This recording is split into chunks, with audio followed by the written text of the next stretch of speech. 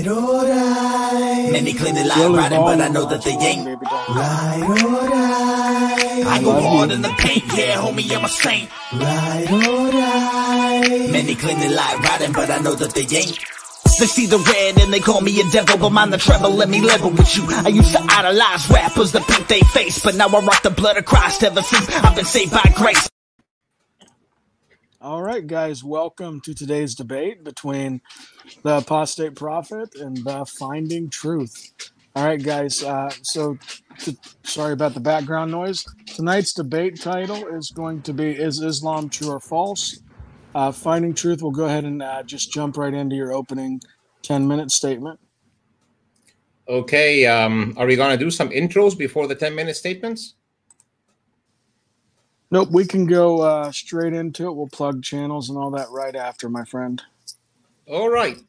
So, assalamu alaikum and peace be upon you all. And I'm glad to be here with you today. And let's start by why Islam is truth from my perspective. Let's start from the fundamentals. So, the reason I see why Islam is true is that because, number one, it's a rational religion. So, somebody who is rational and who would like to use his mind is actually encouraged by Islam to think. And this is something that you would typically find in a religion that, or in a concept that is true, things that are typically asking people not to think about them are hiding something. Now you would expect that in a religion or in a construct that is true. Number two, it is consistent with the major previous religions that preach the existence of God, basic morality, and I can argue that it is actually prophesied by other religions, like at least Abrahamic religions and maybe even Hinduism. Obviously, it does insist and preach that God exists and that he is one, which is, I think, again, something that is a rational and logical conclusion of somebody who has who can actually use reason to reach this result. And then, if God exists and he's created the human being, and the human being is this creature that has free will, who can do good or bad, then you would expect God to want to guide him. And you would expect that with the continued development of the human being and the human condition, that God will send down a religion that will be consistent with the development of the human intellect, and that will guide humanity to a moral and an intellectual standard that can survive and that is protected by God to lead humanity until the end of time. And I think Islam fulfills those criteria. I also like about Islam that there is no divinity for any person. So every person is fallible. Only God is divine, and his prophets are guided by him. So even when they even do things that are less preferred than other things, he would guide them to the extent that at the end of the day, their lives can be used as role models. I think that Prophet Muhammad, peace be upon him, is a great role model, and that his life being preserved in this way is also evidence for a religion that is meant to come to the stage and last and become a doctrine for life, a way of life, a style of life for people. Now, if we go beyond the fundamentals, then I think why Islam is true would vary according to which person is talking. So, for example, if somebody is already a Muslim who is a practicing Muslim, because there's a wide spectrum of people who call themselves Muslims, but if somebody who is a Muslim who is a practicing Muslim, who has Islam living in his heart and his body, and he is walking what he is talking and what he is feeling, So you would expect from a divine religion that has come down to guide humanity and to give humanity peace and happiness, to cause the effects of peace and happiness and tranquility to the person who practices it. You would expect that he would be consistent with himself and that he would lead a happy life. My experience with Islam is that it fulfills this in one's life. You would expect a divine religion to enhance somebody's relation with himself, to connect him with himself, and to enhance his religion with people who matter to him and to society and humanity at large, which I think Islam also fulfills quite well. On the collective, you would expect that if this is the effect of Islam on the individual, that it can also, it should also be able to elevate societies that adopt it to the extent that the mainstream of the society is not only Islam, but also practicing Islam. And historically, yeah, and historically, we can see that a nomadic, vicious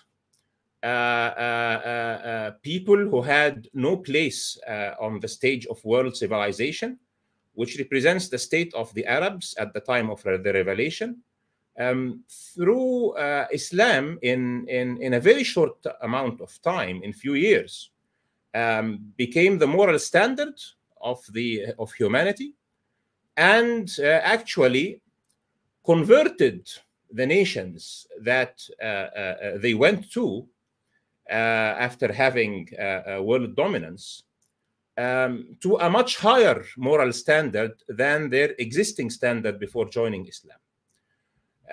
Which once again proves that what Islam implements at the individual level, when it goes to the aggregate or to the collective level, aggregates to something good. This is because Muslims will not only follow Islam in theory. Again, they have an example that has lived Islam and has lived the Quran that they follow, which is the Prophet. Now, finally, the miracle of Islam, or the pinnacle of Islam, is the Quran, and the foundation of Islam is also the Quran.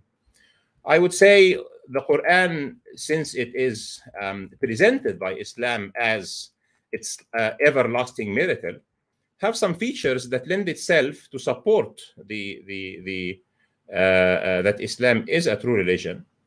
I would start from its linguistic structure, which, as again, I'm saying that you can see Islam as true from various perspectives, depending on your condition. So if you're somebody who talks Arabic, you will definitely appreciate that. But you can also refer to history, because Arabs were so eloquent in language, and they were challenged by the Quran, and at the end of the day, they yielded to that challenge. The second thing is that the kind of experience that person will have when reading the Quran, whether the way it affects his soul and heart and mind, or even the way it sounds. Somebody who appreciates the Arabic language and appreciates not only the speech or the sound of the text, but also the deep meanings, whether on the intellectual or the emotional levels of the text, would appreciate that this text can only be divine text. A third category will be the predictions of the Quran. Whether the predictions of the Quran about its own self, for example, that it will be preserved and not changed, which can be easily checked, or a fact check will show that Muslims have just one Quran that they agree upon, with its different qira'at, but this is one Quran. Regardless which sect of Islam you are with, you would agree that this is the Quran. And other historical and various kinds of predictions that Islam and the Quran made and came out true. The fourth category would be the scientific signs or the scientific accuracies of the Quran, combined with the linguistic eloquence of the Quran, to the extent that those scientific signs and miracles can be understood by people at different times and be appreciated. The fifth thing would be the comprehensiveness of the book, which is what you expect for a book that is coming for guidance. So in politics, sociology, physiology, psychology, family relations, law, governance, international relations, etc. Number 6, the ability of the Quran to elevate complete societies, as I have said. And number 7, the strength and the courage that the Quran talks about itself from the very beginning of the Quran, saying that this is a book of no doubts, that you cannot find differences or contradictions in it. All together bring the Quran to a state of appreciation that cannot be attained by human text. I hope I have been brief and concise enough. It's a big topic, but I think it should be enough for an opening statement. All righty. You finished with 9 minutes and 30 seconds. You had 30 seconds left to go. All right. Apostate Prophet, are you ready for your opening 10-minute statement? I should be ready. Yes, I was muted. Sorry. It's all good. When you begin, I'll start your time. Okay. So thanks again, James, for hosting this. Thank you so much, Ahmed, Esra, Finding Truth, for being here, for offering this debate, and thanks everybody for viewing and listening. Now, the topic of the debate is whether Islam is true or not.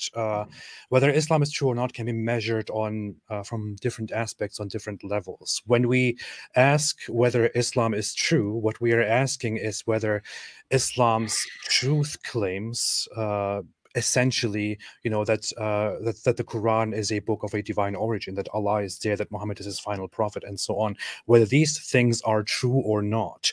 I argue that these things are definitely false. They are not true. We can never prove them true. They cannot be proven true, no matter how hard you try, I would say. We can tackle this from many different perspectives, from many different angles. Now, my opponent Ahmed Esra here presented several points based upon which he concludes that Islam is true, such as that Islam is a rational religion. I would argue that Islam is definitely not a rational religion. On the contrary, Islam does not encourage thinking and reason and rationality. Muslims often argue that it does, but it doesn't. What the Quran says, for example, is will you not reason, or the rational or the reasonable ones, the ones who think, but what it means there is basically Islam is true. This is right. Why do you not reason? If I tell you what I'm telling you is absolutely right, why don't you use your mind? I am not thereby encouraging using your mind. I'm not thereby encouraging rationality and reason.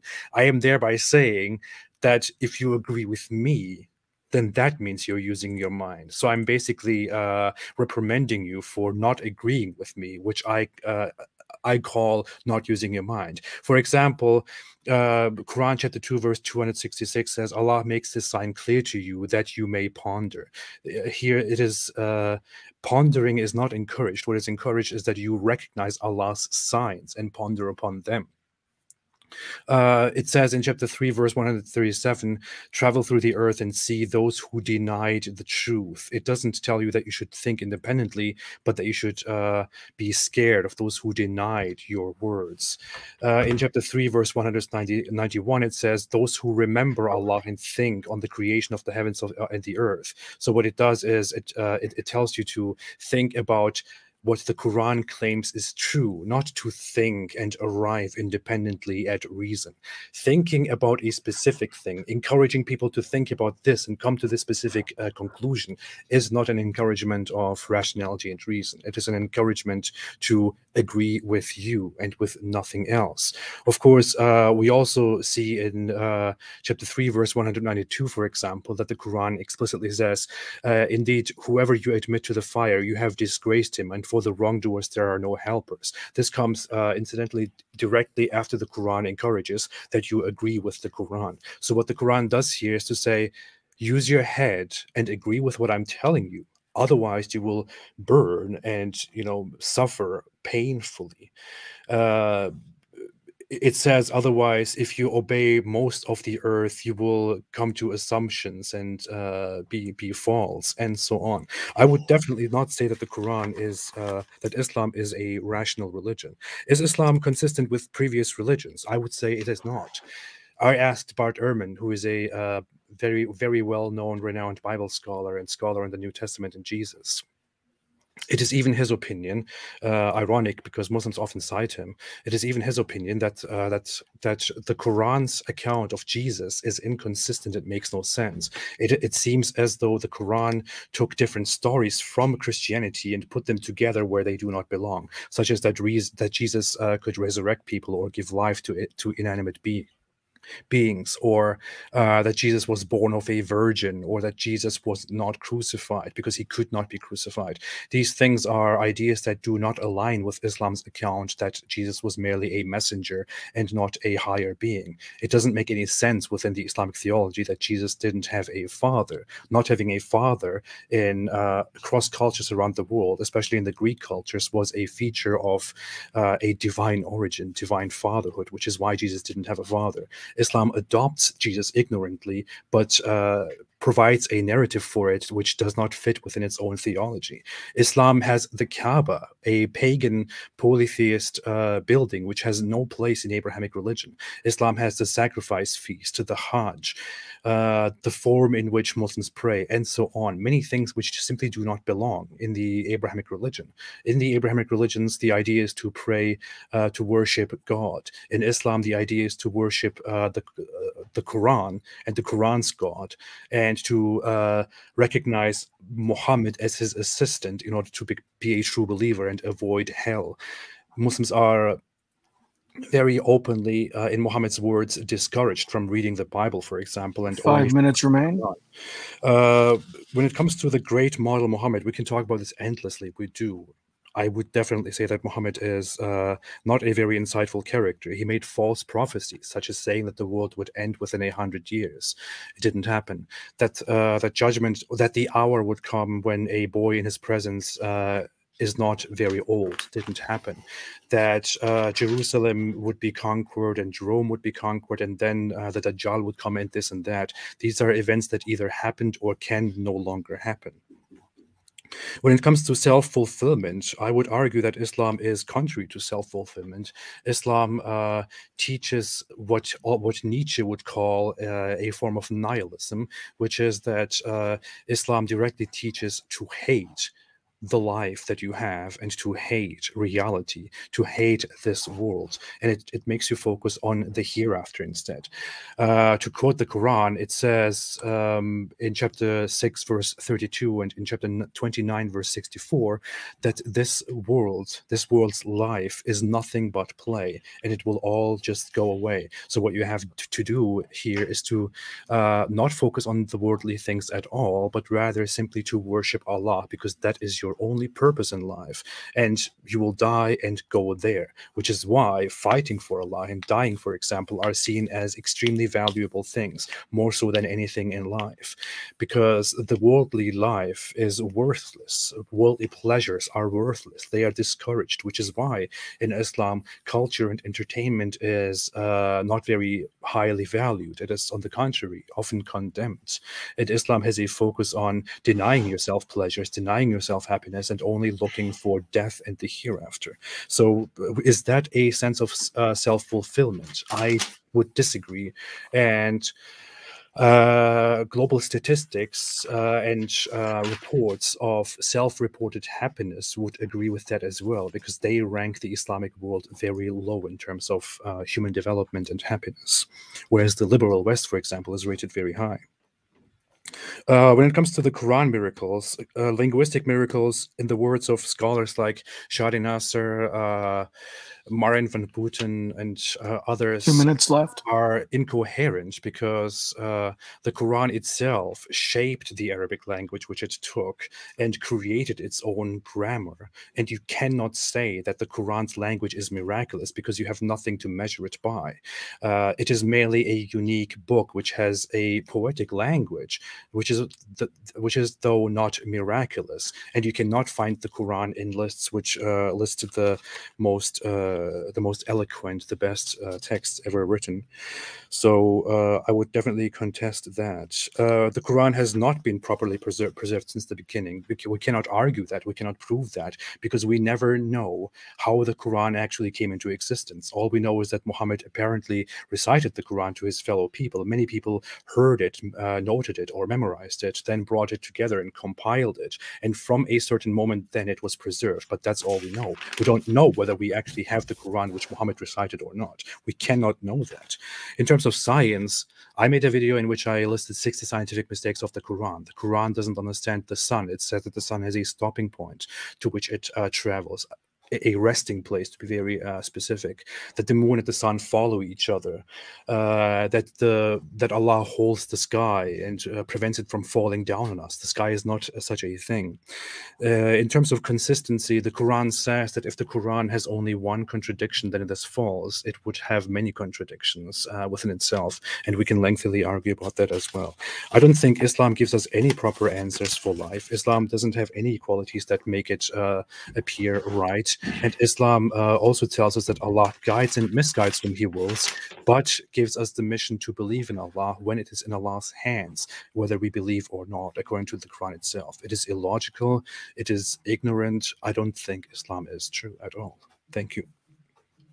And that is time. It's almost like you had that set behind you. Finding Truth. If you are ready, you can go to your 10-minute rebuttal. Then AP will get a 10-minute rebuttal. And then we'll move into the 5 minutes of hot questions. Go ahead, Finding Truth, whenever you're ready. All right. So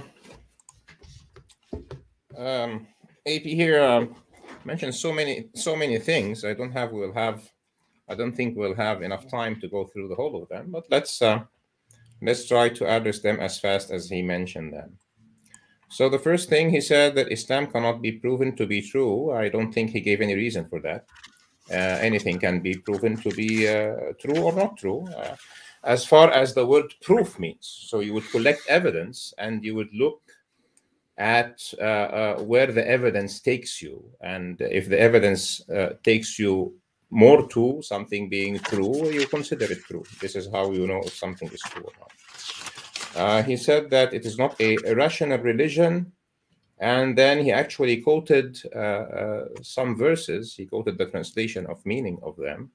And while the verses are obviously asking Muslims to think, he says that it's asking them to think in a rhetorical way, just to command them to accept it. If they don't accept it, then it's essentially like warning them, which is not what the text says.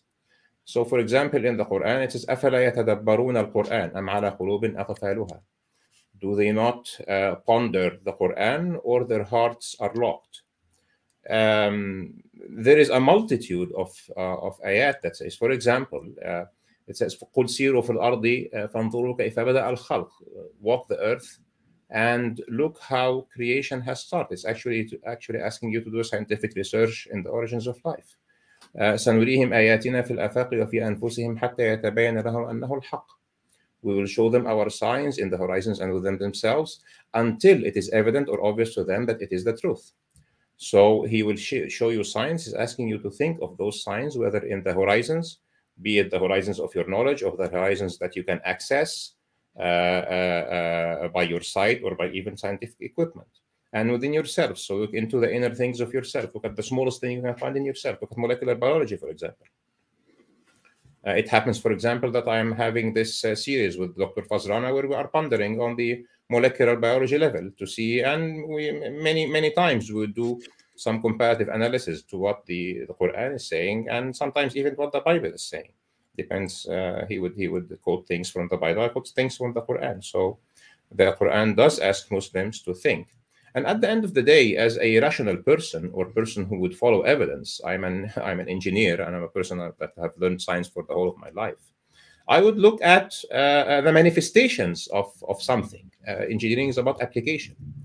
So if we look to the history of Muslims, Arabs who came out of Arabia, who had no civilizations whatsoever, have been encouraged actually by Islam to do scientific research, and they led the world, not only in terms of ruling the world, but they have created a huge and unprecedented scientific resurrection of the world after Europe was actually in the Dark Ages. Muslims were taken out of the scientific leadership of the world when their Islamic adherence went down. So there is an obvious correlation historically between Muslims being at the pinnacle of their adherence to Islam and Muslims also being at the pinnacle of their scientific advancement and civilization. He said, whether it is consistent with previous religions. Actually, I mentioned that in the fundamentals part. And in the fundamentals part, I talked about God's existence and about his being one God. And about him being the only divine being, and about humans being humans. And obviously, Islam differs with Christianity in that, and Islam is clear about differing with Christianity in that.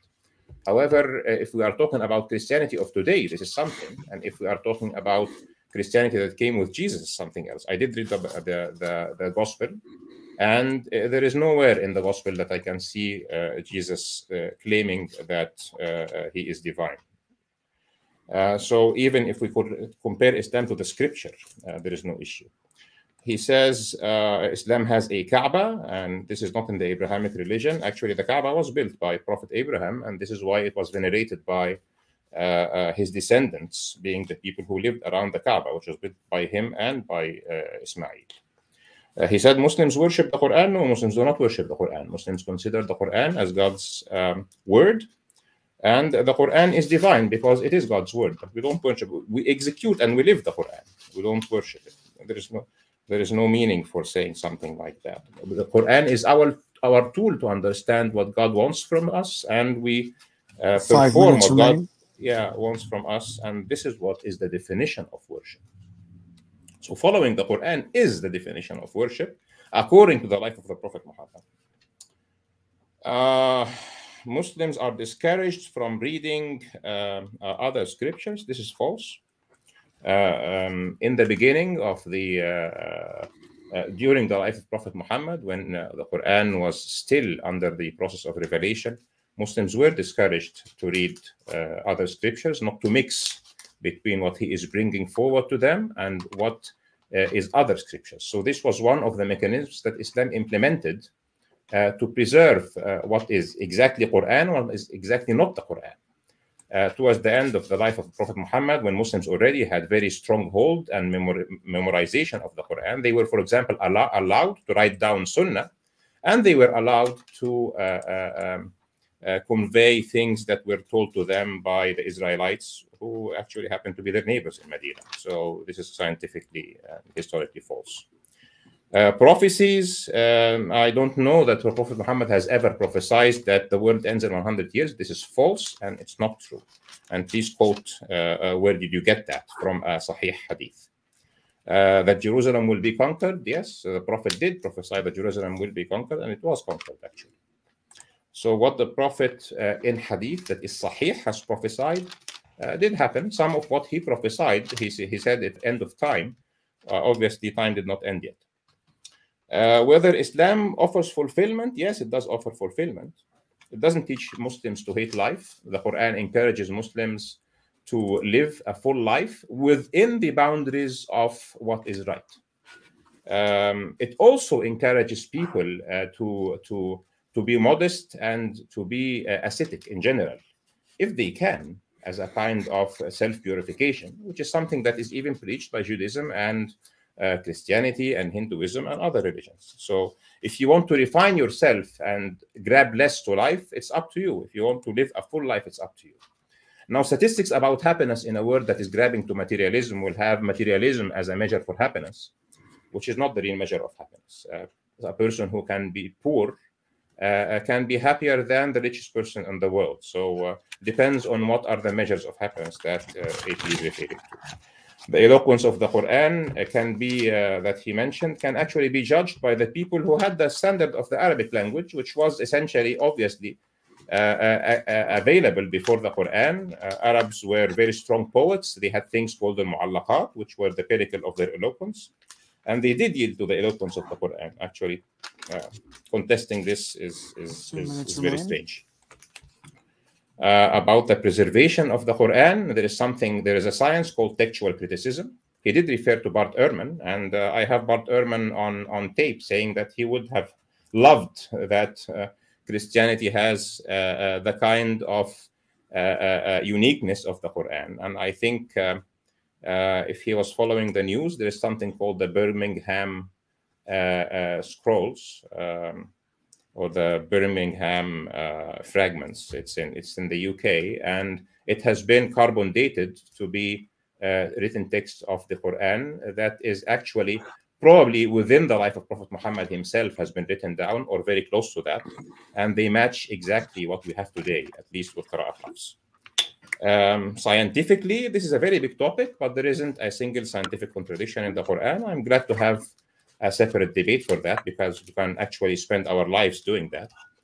Then he finally closed that with Allah misguides people. There is nothing in the Quran that says Allah misguides people, but there is something in the Quran saying that he has given people free will, and those who choose to look the other way, he will make it easy for them to go the other way. Those who choose the right path, he will make it easy for them to follow the right path. Those who want to divert from truth, he will make it easy for them to divert from truth. He will just leave them to themselves. We are here to make choices. Islam supports personal choice, and then we are all accountable for our choices. This is the whole point behind Islam and religion in general. I'm done. All righty. You made it this time with 20 seconds to spare. So okay, so I have accumulated 50 seconds now. Do I get to use them as wild cards later? Yeah, we can add the 20-second to the open discussion if you'd like. And I have 30 seconds from the first one. All right, so let's put AP in the big box.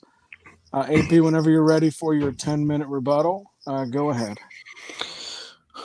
I am ready and I'm going ahead. Thank you for that very much. Now, there are certain things that I want to address very specifically, other things that I want to gloss over and maybe get back to later. I agree with Ahmed. The whole debate on scientific mistakes is a very long debate that would take up our entire time today. So that is definitely something that should be left to a different time. Now, when it comes to the rationality part, I'm sorry, I simply cannot see how the Quran's verses can be with a correct understanding of critical thinking and rationality, how the Quran verses can be taken as an encouragement to apply rationality and reason and critical thinking. The critical thinking is something that is, that is the closest thing to what we call rationality. It is to think freely and to question your own thoughts, to be open-minded, not to hold on to specific dogma. The Quran, on the other hand, does not encourage that. The Quran encourages thinking and agreeing with what the Quran says or else. I'm sorry, that is not critical thinking. And we can give many examples to that. For example, I have them pulled up here. Now, the Quran says, for example, in chapter 7, verse 179, that Allah has created for hell many of the jinn and mankind. They have hearts with which they don't understand, eyes with which they do not see, ears with which they do not hear. They are like livestock. This doesn't look like an encouragement for everybody to think. It says many of these people, most of these people simply cannot think. They are like livestock. They were just made for hell. Quran chapter 8 verse 22 seemingly says that the worst of creatures are those who are deaf, dumb, and who do not use reason. But that's a very, very harsh encouragement to use your mind. And just 2 verses before that, it also says that you must obey Allah and never turn away from Him while you hear the message of Islam. In chapter 21, verse 67, it says, woe to you and what you worship other than Allah. Will you not use your mind? So if you worship something else, the Quran's direction here is, will you not use your mind? How dare you? Do you know what will happen to you? That is not an encouragement to use your mind. It's not of rationality. I'm sorry. You can as much as you want say, this is an encouragement to be rational. It is not. If I hold a gun to your head and say, hey, I care about you. Why do you not see this? Use your mind. That is not an encouragement to use your mind. It's an encouragement to obey me. And using your mind is, as said here, simply rhetorical. They do not do they not reflect upon the Quran, or are their hearts locked? This is again not an encouragement to think; it's an encouragement to agree with the Quran. In chapter 4, verse 56, it says that it threatens very explicitly and says, follow me here, those who disbelieve, we will drive them into a fire. Every time their skins are roasted through, we will replace them with other skins, so they may taste the punishment. Indeed, Allah is the ever exalted in might and wise. So this is not an encouragement to think. This is a very brutal, graphic threat of what will happen to you if you do not think as the Quran tells you to think. So if you do not agree with the Quran. In chapter 24, verse 51, this is a very telling Quran verse, one that I love very much. It literally says, the only statement of the believers when they are called to Allah and His Messenger to judge between them is that they say, we hear and we obey. We hear and we obey. Those are the successful. Does it say that those who think are the successful? Does it say, just think for yourself and figure it out and you will be good? No, it says those who hear and obey are the successful. This is not a the mindset of advanced intellectual human beings. And finally, to give an example from Muhammad himself, Muhammad said in a certain quote, Sahih Bukhari 3276, Satan comes to some of you and says, who created this and who created that, until he asks who created Allah. When he comes to you, seek refuge with Allah and avoid such idle questions. So what he does here is not to say, hey, this is very simple, very logical, just do this and this, just figure it out, just follow this logic. No, he says, do not think, shut it down and seek refuge with Allah. So Islam simply, I'm sorry, it doesn't encourage thinking, it doesn't encourage critical thinking, it doesn't encourage reasoning, it encourages obedience. Islam is called submission for a reason. That's the literal translation of Islam. When it comes to the Kaaba, the Islamic claim is, of course, that Abraham built the Kaaba, but that's entirely unfounded. Abraham leads back to everything that we know about Abraham comes from pre-Islamic Abrahamic scripture. In that scripture, the whole journey of Abraham takes place far in the north from Mecca and from where the Kaaba is. If we said that they somehow, for some very strange reason, corrupted Abraham's story, and therefore Abraham's journeys to the south, to Mecca, were never mentioned, then we should have to look at the Quran and ask the Quran for consistency. Islam and the Quran teach us that Abraham's stories with Isaac and Ishmael and all that are the true story of Abraham. But within that true story of Abraham, within his legacy, all we see is that Abraham wandered the regions around Jerusalem or throughout the Middle East and left a great legacy there with prophets and books that followed him. None of them has anything to do ever with Central or South Arabia, with what was in the past called Yemen, with Mecca and with the Kaaba. It simply has no connection to it. The Jews and the Christians knew nothing about the Kaaba until Islam arose from a polytheistic past. It simply does not fit into the Abrahamic religion. There is no mention within the Abrahamic religion of something called the Kaaba, and why should there be? It has no history, nothing in common with Abrahamic religion and with monotheism. When I said that Muslims worship the Quran, that was merely rhetorical. I'm not saying that Muslims learn that they are supposed to worship the Quran. I also say that Muslims almost worship Muhammad. By that, I don't mean that Muslims learn to worship Muhammad. I mean that Muhammad is placed next to Allah almost as a demigod, because you have to acknowledge him in order to be recognized as a Muslim and to avoid hellfire. Believing in one God alone is not enough within Islam. You have to acknowledge as well that Muhammad is the final messenger, otherwise you are wrong, which is why Jews are wrong, for example. Jews also believe in one God. So why are they not saved? Well, they do not accept the Quran and they do not accept Muhammad. And the Quran in chapter 9, verse 29, for example, instructs Muslims to fight the Jews and the Christians and those who disbelieve if they do not accept or adopt the religion of truth from the Muslims until they are subdued and pay protection money. In the next verse, it says that they are simply deluded disbelievers. So belief in one God is not enough. You also have to follow Muhammad and recognize him as God's assistant in order to go to heaven. Ahmed asked for a citation about where Muhammad said that that the world will end within 100 years. Well, Muhammad said that no human will remain on the face of the earth within 100 years from now. And he said this in, I apparently made the notes in the English source of Sahih Bukhari when I noted them down. But in Sahih Bukhari 1:10:539. 2 minutes remain. And 575 in Sahih Muslim, book 31, Hadith 6160. He said, "Nobody present on the surface of the earth tonight will be living after the completion of 100 years from this night." Now, some Muslims might say, "Oh, what he meant was not the end of the world. What he meant is that, you know, the people alive right now will simply die within 100 years." Okay, but why in the world would he say that? What is so significant about that? There's nothing significant about saying that. His message there was clearly about the end of the world, which is why in Sahih Bukhari and Sahih Muslim, these reports, these prophecies are listed together with prophecies about the end, about the last hour. Again, Sahih Muslim 41 Hadith 7050 to 7053. People come to Muhammad and ask him, when will the hour come? And the hour, every single time in the Hadith, refers to the day of judgment, to the last hour. He says, he keeps quiet for a while. He looks at a young boy in his presence, and he says, before this boy grows old, the hour will be established.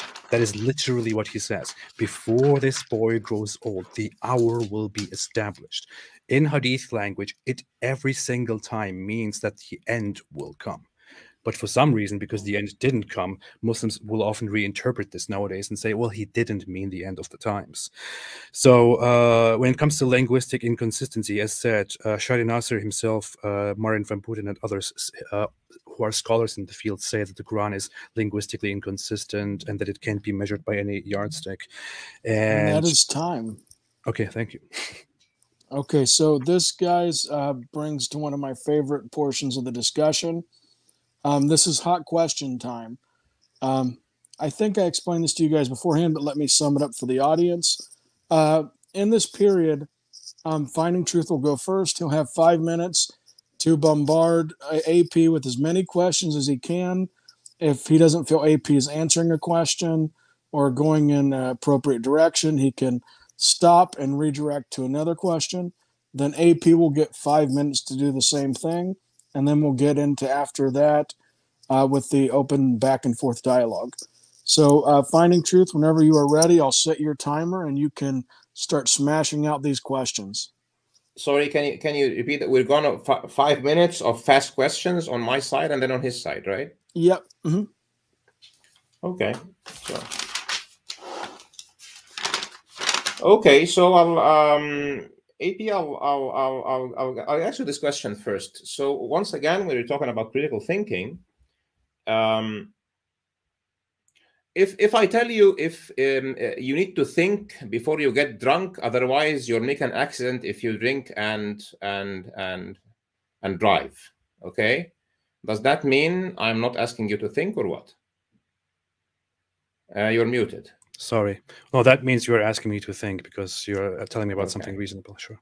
Good. So if the Quran says if you disobey the Quran, you will go to hell, and you need to think of the fundamentals of life, including that God exists and He has sent revelation, otherwise you will go to hell, for example. Mm-hmm. Why would you consider that not asking for people to think?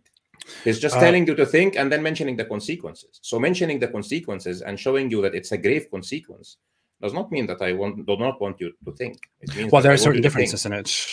There are certain differences in that. For example, when you tell me think first before you drink, because otherwise you will have an accident, you're talking about an observable reality and merely asking me to think, right?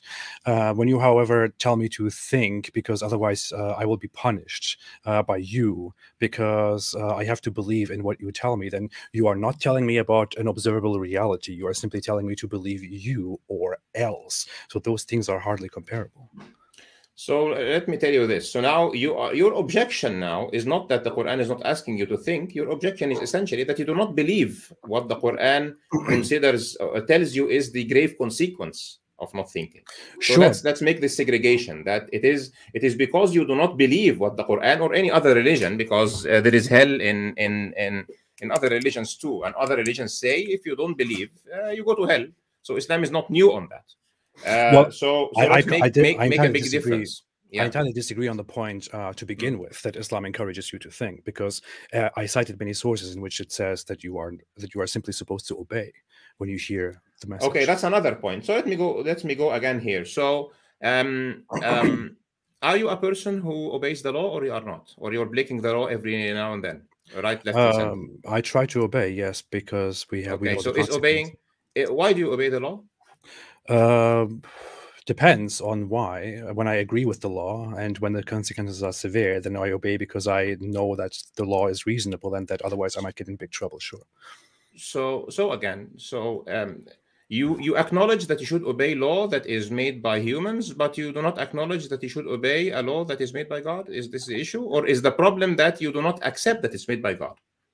Well, there is a difference here, which is the state is an entity that is observable, that we have our hands in, and laws are made based on certain explanations and a consensus. So when it is then said, obey the law because of this, I know very well the consequences of not obeying the law. When Islam tells me, obey me or else I will roast you, I'm just left with that, just with obeying. No. Obey me or I will roast you is the first question that you were talking about, the punishment being not observable. But now Islam says you have being a Muslim, okay? So like, for example, saying the oath of being an American citizen, you make an oath that you will obey the American Constitution or respect it and follow. You're a good citizen, you'll follow the law. Okay, so it's like samana wa ata'na also. It's the same thing. If you don't accept the American law, you'd rather not say the American oath. So Islam is just saying the same thing. If you say you're a Muslim, you accept the Islamic law, and this is samana wa ata'na. It's natural in human systems. It's more natural in divine systems. Now, the next thing I would like to ask there is something very different about the nature of that, though, because when we are in America, for example, America tells us obey the law, be a good citizen, but you know what? You have complete freedom to speak and to think, and offer changes within the society, which is why this is a free country and there is a republic and a democracy and so on. Within Islam, you are not told that you are free to think and to question and to speak. You are told obey or else, and abstain from thinking, abstain from speaking, because the consequences will be clear. Except that is not true, because Islam accepts that Jews and Christians and Maggies and people who are like, you know, Hindus, etc., live under it, and they obviously do not accept Islam, and they have lived under Islam for hundreds and thousands of years. Of course, under certain circumstances, such as paying protection money and being humiliated by the Muslims, they cannot practice their religion freely. You live in the United States and you pay taxes. It's not considered and actually. That is time for the first set of 5-minute questions. Now, AP, it is your chance to be the aggressor. I was actually not very aggressive, by the way. There's no need for being aggressive. I'm enjoying the discussion, and that's no, you're good. It's just a way to play up the intensity of the 5-minute hot questions. All right. You make it a big deal, then people think it's a good part of the debate. Okay, I'll be aggressive now. All right, AP, whenever you're ready. Go ahead. All right, I want to ask you the following question. Now, you have told me repeatedly that it is in my hands whether I believe or disbelieve, and that I will simply pay the consequences of my actions, right? Yeah. Right. According to the Islamic belief and according to the Quran, Allah created me from the very beginning, right? I'm sorry, I lost my head. No problem. Allah created me, right? Yes, and he fully designed me. He knew everything that I would do. He knew every choice that I would make, and he designed my my intellectual abilities, my nature, my surroundings. So everything that makes me me, and everything that makes my choices, he created everything, right?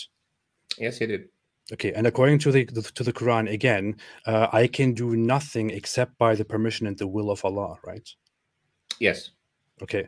If I now end up disbelieving in Allah with everything that He gave me, and I end up not believing in Allah, did I make that choice, or did Allah make that choice for me? You did make this choice with His permission. I made the choice with His permission. So, so you're saying I created something, I made something, I brought something into action, which He did not decide. He permitted you to take this decision because He permitted free will in the first place.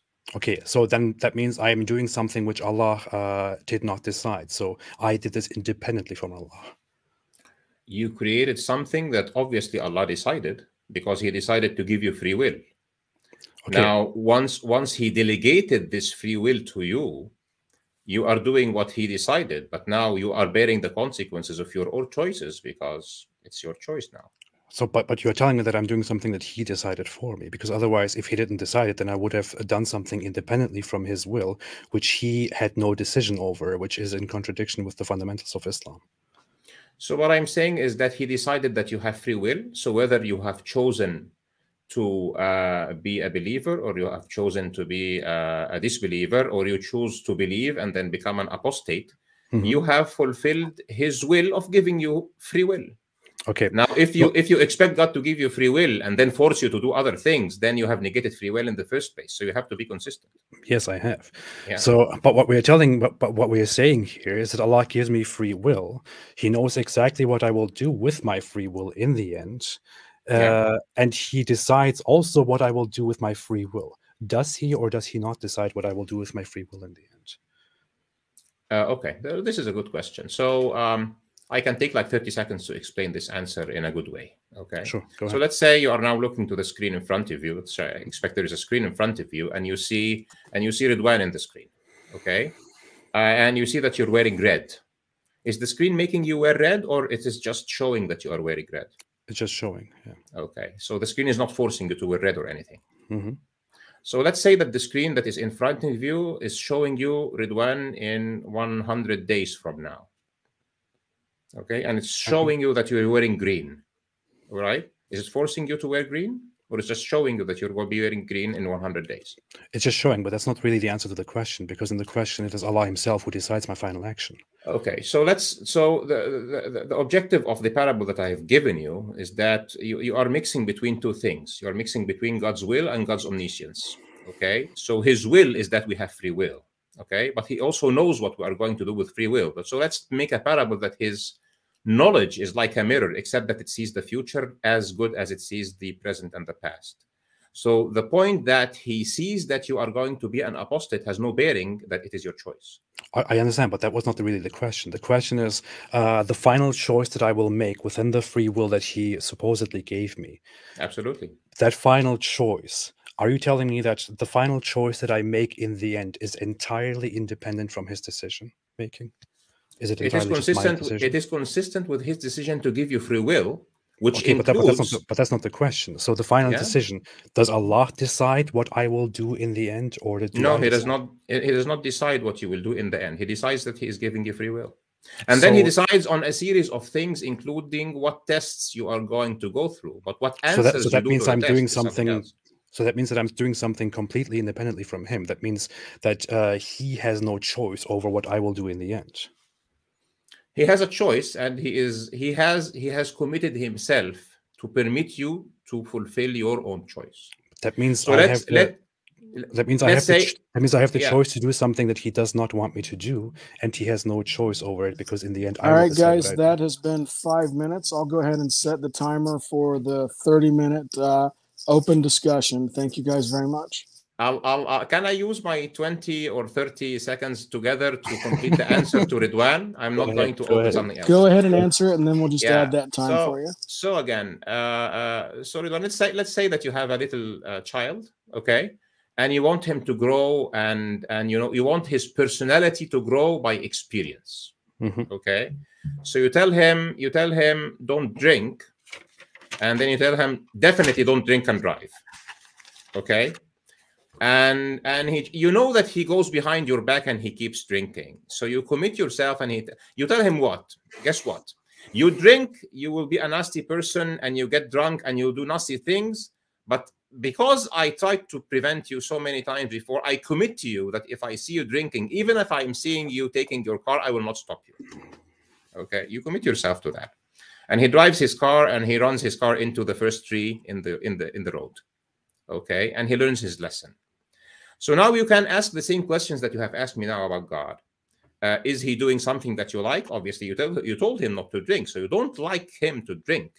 But you have also committed yourself to give him free will in the sense that you will not stop him if you see him doing that, because you don't want to spend your life and his life preventing him from doing bad things, because he needs to grow up.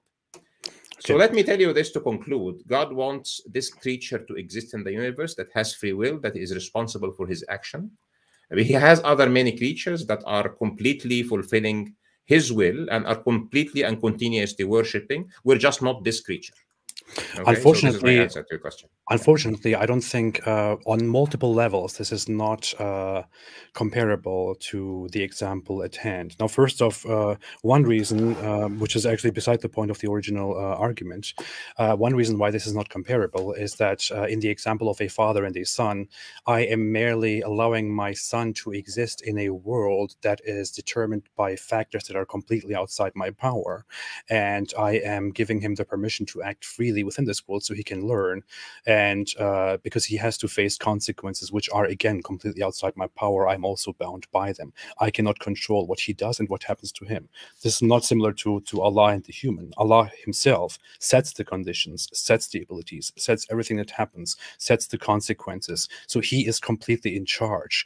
If I was like Allah, I would intervene and prevent my son from doing severe damage to himself or to others. But again, this is although this is not comparable, this is not the point of the question. It would only be comparable if I, as a father, was fully in charge of everything that my son will do or not do, because that is what Allah does. Allah supposedly decides from the very beginning and designs all my abilities, everything that I am, and everything that I will do and not do. This means that despite giving me free will, supposedly, which is internally inconsistent, he must also decide what I will do in the end with my free will.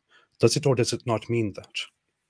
It doesn't mean that. So I have specifically picked an example, okay, where your son is drinking and driving a car. And obviously, I mean that it's your car. So you see him drinking, you see him pick up the keys of the car because he's in your house. Obviously, he's under your control.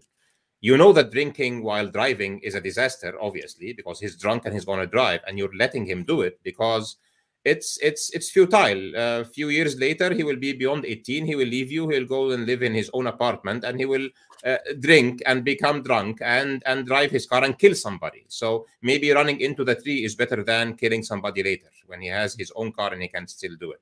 So actually, I have picked an example in which you have the ability to stop him, but you choose not. Now, our existence in this world is not everything. We are ancient creatures. We are just wearing this body for a short amount of time. And we are into this test ground. It's like a war game or a maneuver or, a little reality that will just determine our destiny for eternity. So God has given us the choice. He has given us the choice to be who we are, and we accepted that choice. And now we have to be accountable. So you want your child to grow up, and you're giving him the choice, and now he has to be accountable. If he kills somebody, it's his problem. Unfortunately, the analogy is, again, very flawed, because so when I have a child and I give my child the freedoms to do things, taking also into consideration that my child will probably have an accident when I let him drive drunk, for example, then what is happening here is that I'm merely allowing my child to do something within risks that I'm aware of. But in the example of Allah, so I am not actually designing my child, deciding exactly how my child will function and deciding exactly what he will do. In the example of Allah, Allah designs the human, decides exactly how he will work and what he will do. He knows exactly what will happen. He knows exactly that this human will, on this day, disbelieve and then die as a disbeliever, and as a consequence of that be punished forever. But then he goes ahead, makes the decision to approve of that plan, and puts everything into play. So the analogy is simply not comparable. In the analogy, in the example of Allah, it is Allah himself who decides that Ahmed, not you, Another one. let's say Thomas, that Yeah. Thomas will be somebody who is intellectually of these abilities, who will make these choices, who will grow up in such an environment, and who will eventually end up disbelieving in Islam and therefore be punished. It is Allah himself who makes all these decisions and who decides all of this. If you say it is not, then you are saying that this is all, that this is outside of Allah's will and design. So guess what? When your child will drive the car and run into a tree, and later, after he is, beyond 18, or even at that incident, and he is taken at a court of law, he will say, "It's my father. He did not raise me well. It's the society. It's a very bad society, and I saw people who are drinking." So in the beginning, you will drink because you have free will, and you will drive because you have free will, and you chose to drink and get drunk. And at the end of the time, you will blame your father, and you will blame the society. But guess what? The court of law will not take your argument for it. So it is very unfortunate that humans cherish their free will, cherish their free speech, etc. But then at the end of the day, when the child stands in front of the court, he will go back and blame his father and his society. It's just unfair. The story told by the Quran is that God has offered free will to humanity. Humanity accepted free will. It means that you and me have accepted free will. So we have to live up to what we have accepted. This is the Islamic perspective. Now, accepting the Islamic perspective, accepting the existence of God, accepting Islam is his revelation is something. And accepting that the argument put forward by the Islam, that we are here, we have free will as a choice, as an initial choice. I would like to ask you a series of questions. Yeah, go ahead. So you said the child would, in front of the law, complain that it was not he who was responsible, but that it was me, it was my doing. I want to ask you a series of questions. In the example of the child, when I am the father, did I fully design and create my child or not? No, but to the extent that your child has been raised up as a drunk, okay? I'm sorry, I don't mean you. I mean, because you have said, did I, so... Sure. This sure, father, but this did father, I? But did I fully child. design him? But did I fully design and decide that child or not? You did not fully design him, but as far as being a drunk is concerned, you did not raise him well enough so that he's not a drunk, and definitely that when he gets drunk, he doesn't drive. Okay. Yeah. And he will say it. He will definitely say it. Every child says it, and every criminal goes to the court of law. I understand. And his what about Allah? Please society. What about Allah? Did Allah create and fully design Thomas or not? Yes, of course he did, but he also part of his design is free will. So if allegedly, you say yes. yeah, of course. Do you let me ask you now this question: do you think that you have chosen to leave Islam by your free will or not? Yeah, depending on how we define free will, of course, yes. I mean, did you choose to leave Islam or somebody pushed you? I chose it. Yes. Okay, good. So when you come to Judgment Day, given that you believe me that it exists, he will tell you this recording that we're doing now. You will find it coming up, and here you go. You chose it. Now bear the consequences. I told you, but you didn't listen. Will Allah also judge me if he understands that I genuinely do not believe that Islam is true? Okay, this is actually a good question. So if you genuinely believe that Islam is not true, there is a level of even jurists, even Islamic jurists say that if Islam is mispresented to somebody, so if let's say that somebody only listens... But let's assume it's correctly presented. I know everything about Islam, but I simply do not believe that it's true. Well, this is something that you will have to prove to God, not to me. So let's say that you are standing in front of God now, and he will tell you, why did you disbelieve? You will tell him, because so and so. Okay. It is one of the main events of Judgment Day that you will have to argue. You have to make your case. Now you will need to look, you have to do some introspection here inside yourself and see and assume that this day, God is real, this day is real, we're just here for a transient state, and you're going to stand in front of him and test yourself if you have a good argument or not. This is some exercise that you will have to do, and James has to do. But the issue is this is a hypothetical. So the hypothetical here is, and I would say in my case it's true. But let's say it's not about me. This is a hypothetical. Let us say I am fully informed about Islam. I know everything about it. I know everything that it says. But with everything that I know, with everything that I heard of by the Quran's standards, even, I am fully convinced that Islam is of course not true. That it's of course nonsensical. Does that mean I am judged as a disbeliever who will go to hell? Yes, you are. Okay. So that means I am not judged because I reject Islam as it is, but I'm rather judged because I was not convinced that it is true. Okay, so the basic thing here is the following. The basic thing here is a basic claim, or a basic premise, actually. The right word would be premise. That Islam would be doing, that Judaism will be doing, that Christianity would be doing, that God created us with the innate nature and our default and our fundamental intellect will lead us to accept his revelation. Okay? And the case that God will make, Islam says at least this. Islam says that you will not just be dragged and thrown in hell. This is not how it's depicted. It is depicted that he will that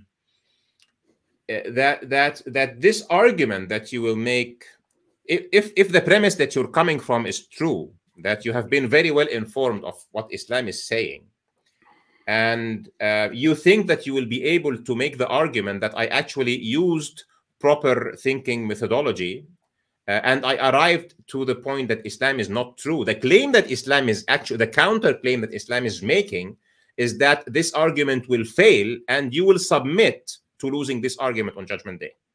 This is the claim that Islam is saying. So it's giving you, let's say it's giving you an insurance policy here. The insurance policy is, if you are the only one out of the 8 billion who live now who will make this argument and defeat God's argument, you will survive. But he is saying, he's making it clear to you that you will not.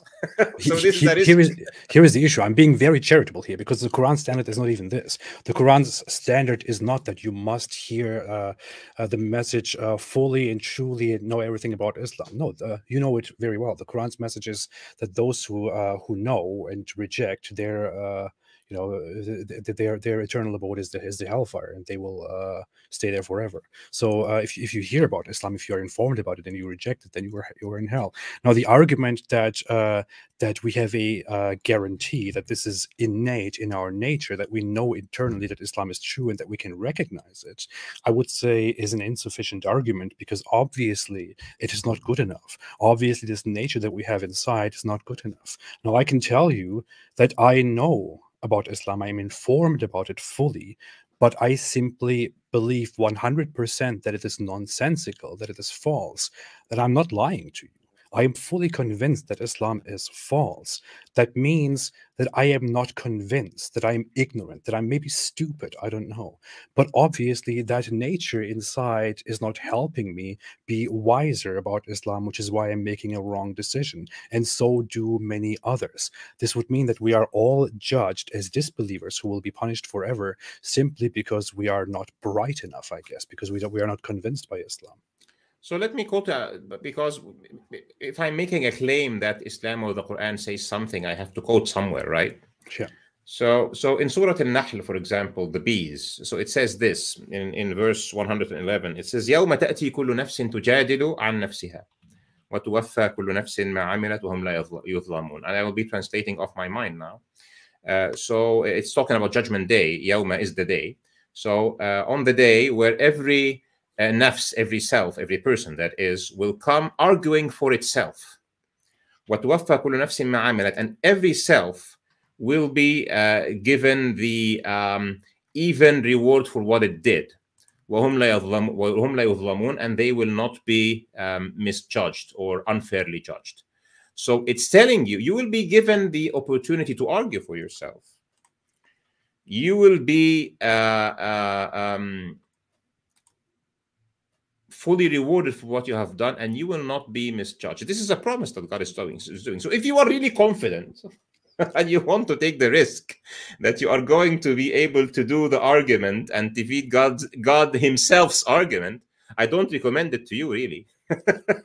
if this is your Pascal wager, I would then tell you what the Quran says. It says it essentially tells you is that don't bet on it because you're going to lose, and this is going to be the unrecoverable loss.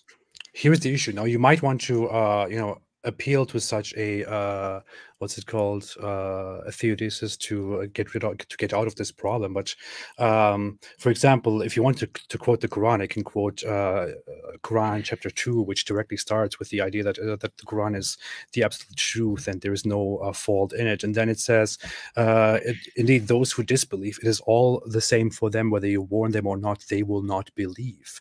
They will not believe. Allah has set a seal upon their hearts and upon their hearing, and over their vision is a veil. For them is a great punishment. So it doesn't say those, they know, but they reject. It says they will not believe. They have a seal upon their heart. They do not understand. It says further in other parts of the Quran, their hearts are disapproving. They do not believe in Allah. They are arrogant. So what is the case here is that humans are simply not acknowledging faith. They are not convinced that Islam is true, that Allah is real, which is why they will be facing a great punishment in the hereafter.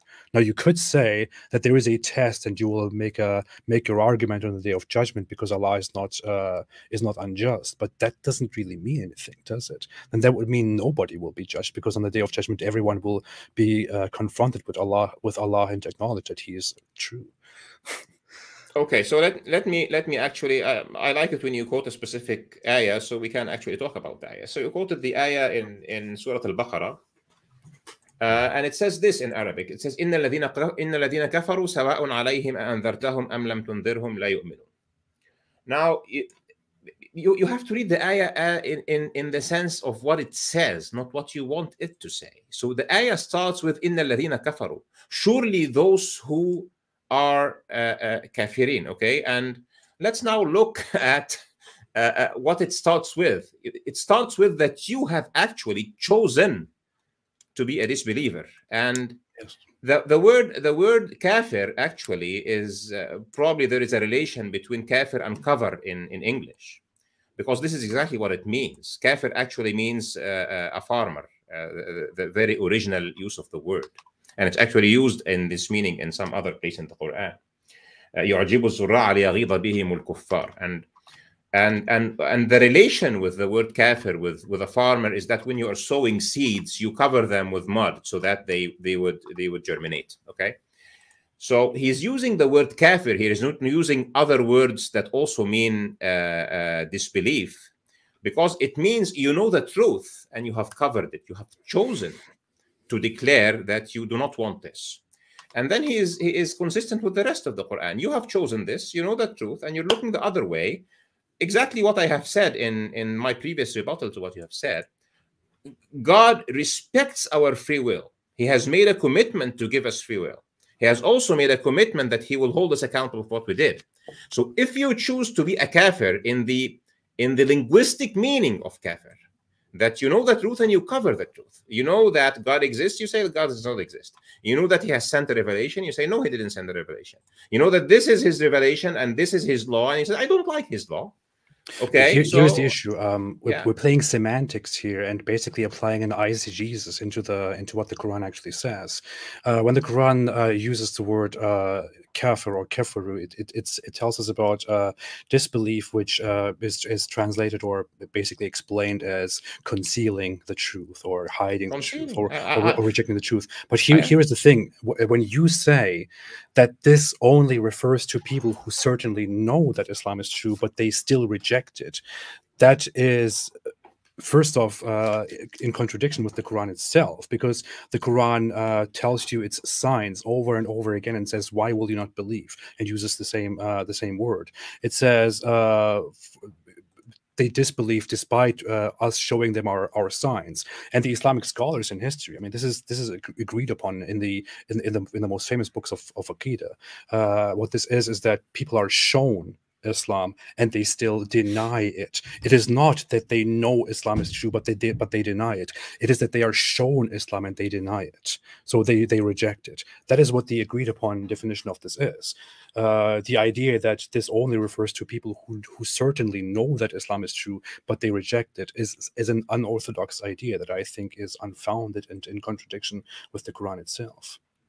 Okay, okay, let me just summarize the thing.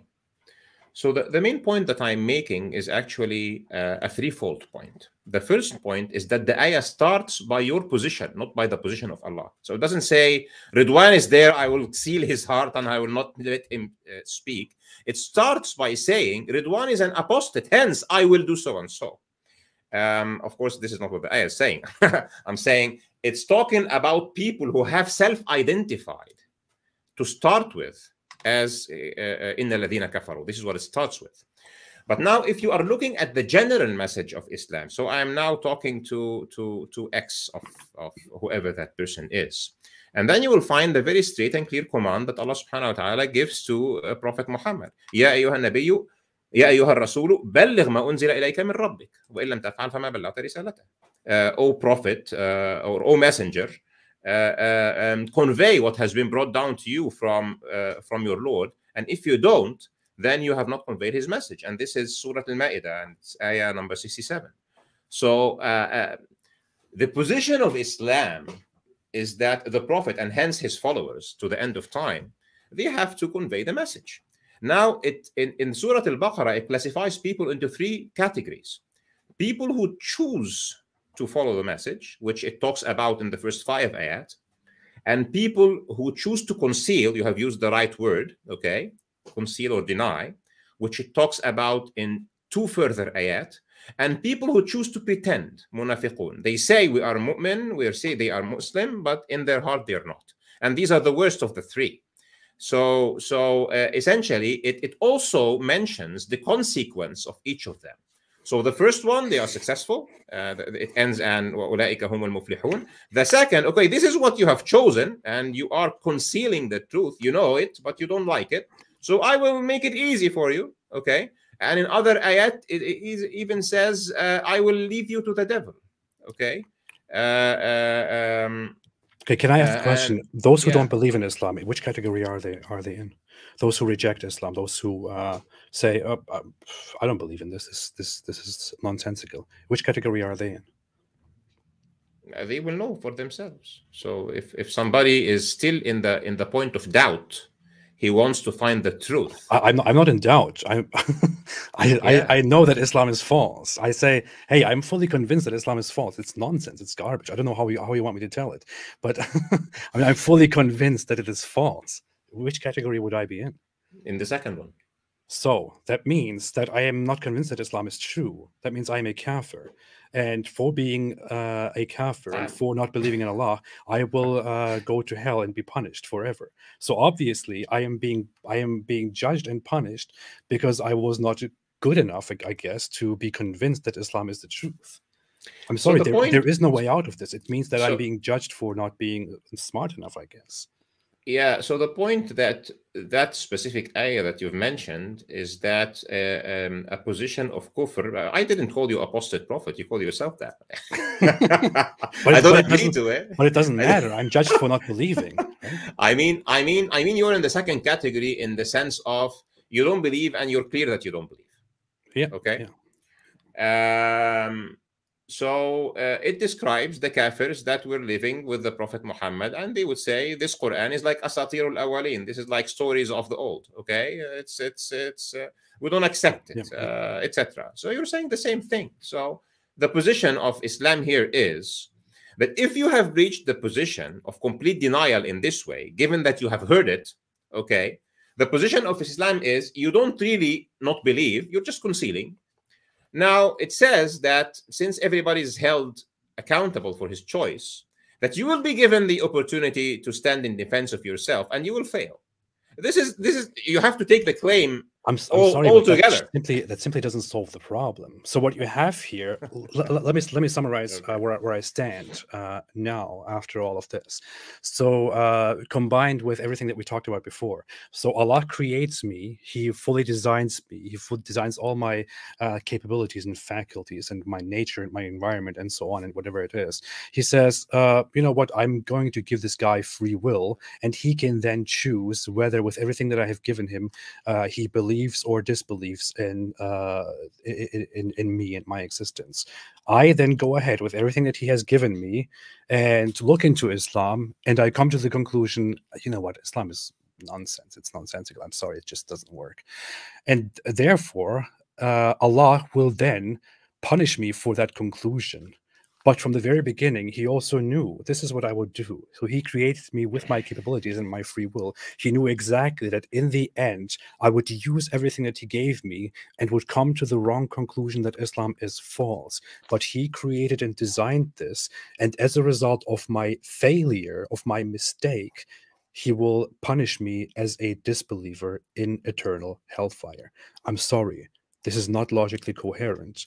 And this is not consistent with the idea that it is up to me and that Allah is somehow just within our understanding of justice, or even with the Islamic understanding of justice. So the story that you have said is only partially true, which makes it false. Why?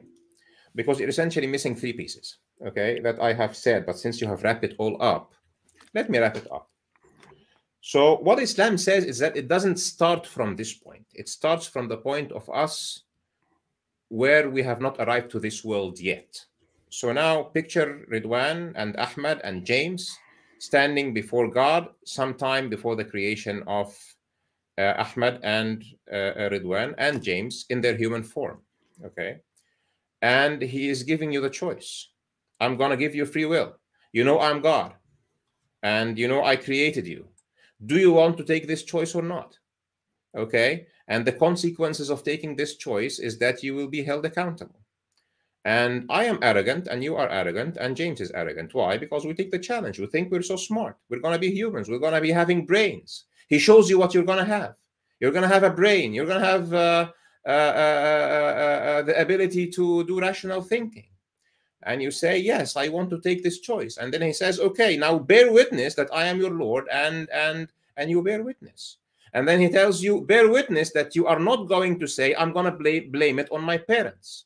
Bear witness, I'm not going to blame it on people who came before me that were a bad example for me, etc. This is exactly what the Quran says. I can actually tell you the ayah. Okay, with أخذ ربك من بني آدم من ظهورهم ذريتهم وأشهدهم على أنفسهم ألست بربكم قالوا بلى شهدنا. Okay, and what the translation of meaning is, and remember when your Lord has taken from the children of Adam, from their backs, their offsprings, and he made him to bear witness over themselves. Am I not your Lord? They said, yes, we bear witness.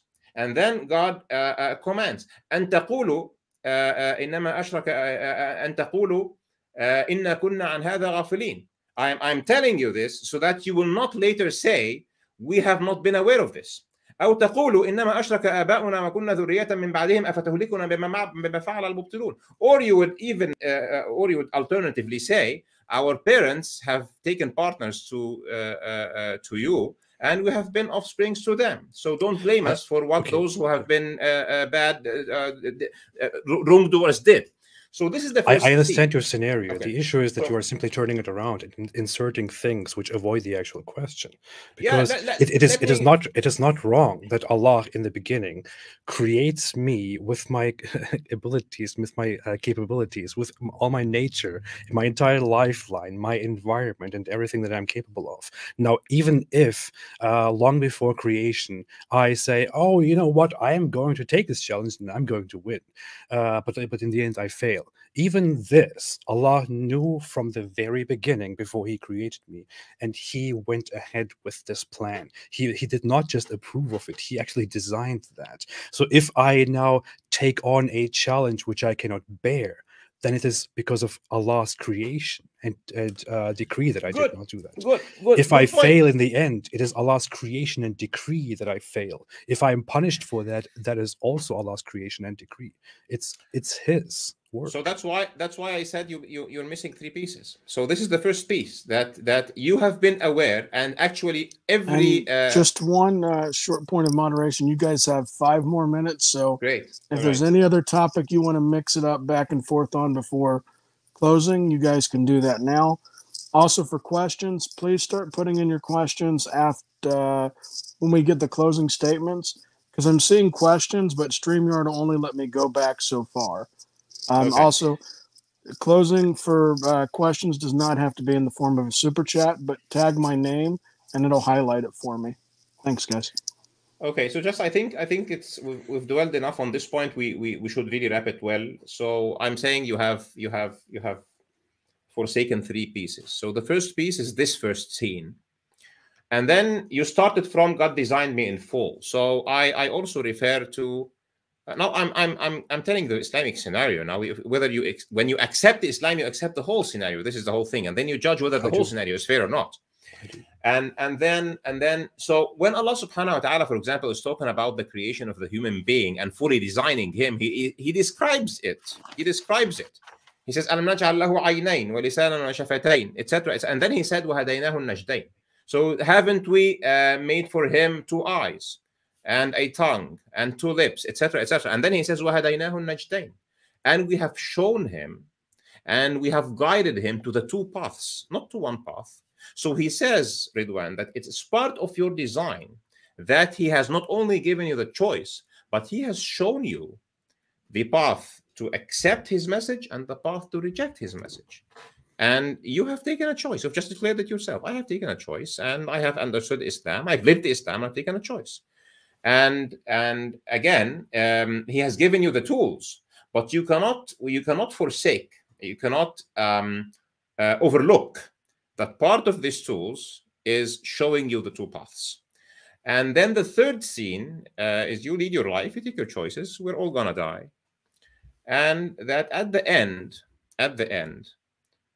it is very clear from the detailed scenes of Judgment Day that you will have a fair chance to make your case. Okay, this is a promise from Allah subhanahu wa ta'ala that you will be given a fair chance to make your case.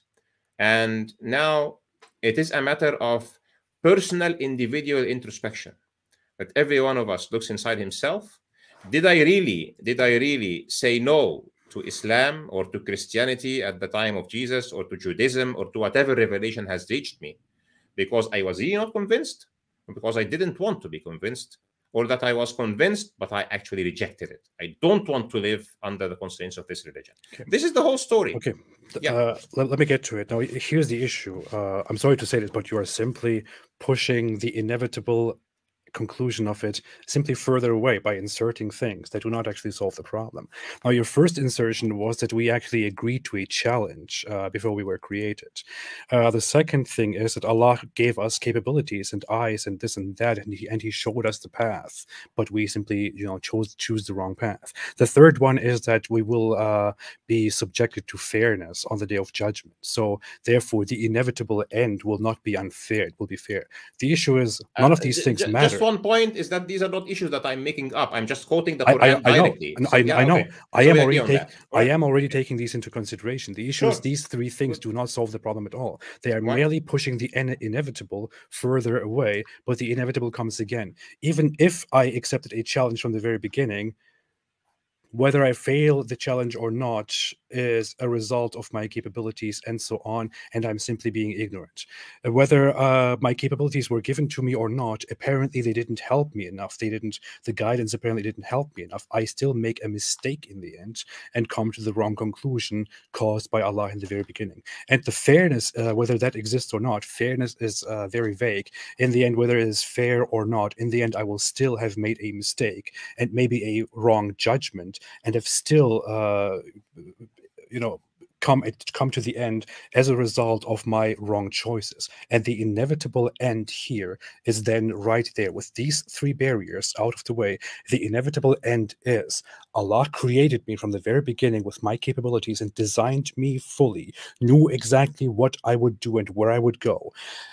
He is the complete designer and programmer of my capabilities. And with everything that he has given me, I made the stupid mistake in the end to come to the wrong conclusion because I was apparently not bright enough, despite the fact that this is what Allah gave me. And then I go to hell forever. I'm sorry. First off, it is Allah's doing and his design and decree. Secondly, Allah decrees and decides everything. It is his decision. Thirdly, I am simply being judged for not being good enough, for being stupid, for making a mistake. This simply doesn't work. Okay, so just to and this is time, so I'll give Finding Truth just a chance to give like a 10-second response, and then so after that we'll go into your closing statement as well. Yeah, so the what he does in the beginning is not just a challenge, it's a choice. He's giving you a choice.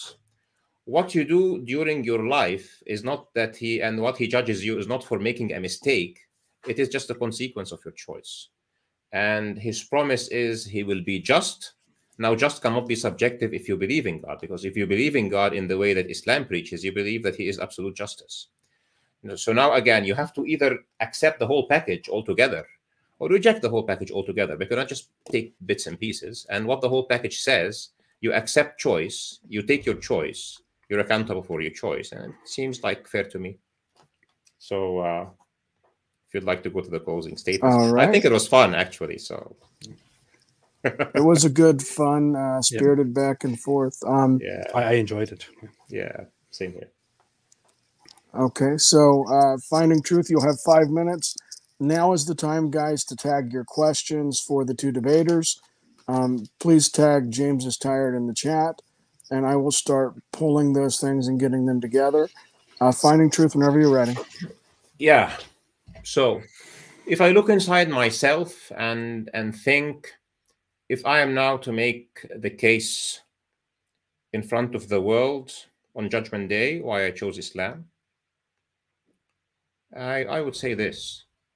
Islam came at a time where the whole world was plunging in darkness, injustice, wars, bloodshed, killing everywhere. If a nation wins over another nation, it totally destroys it. It demolishes into pieces. It razes cities to the ground.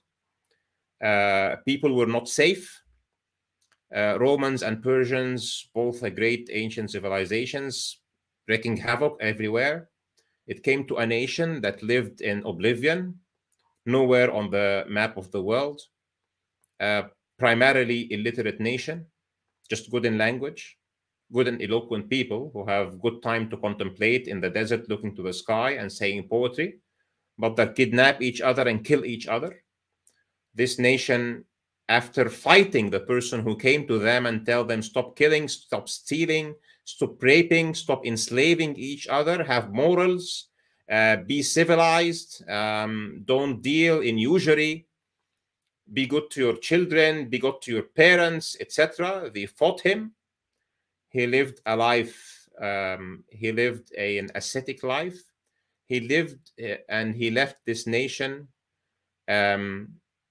completely converted to the other way, a nation that was elevated to the highest level of civilization, that retaught the world civilization, that when it went to other nations that had ancient civilizations, they learned their old sciences. They took that science, those sciences, to a completely new level after Europe was plunged in complete darkness since Theodosius. And the Dark Ages stopped with Islam. The scientific and the rejuvenation of the world started by Islam. Islam kept leading the world for hundreds of years until very lately. Every society lived under Islam happily.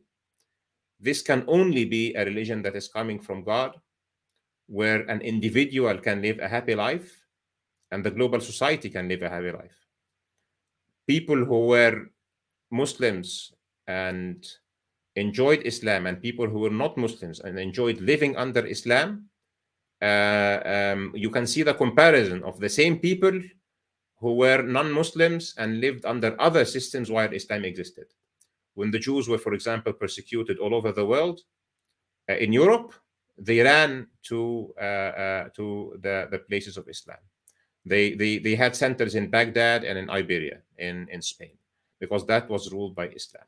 This is a religion that has elevated humanity to its pinnacle, and Muslims have only become at the state they are today because they have forsaken, or they have been deceived into forsaking their religion.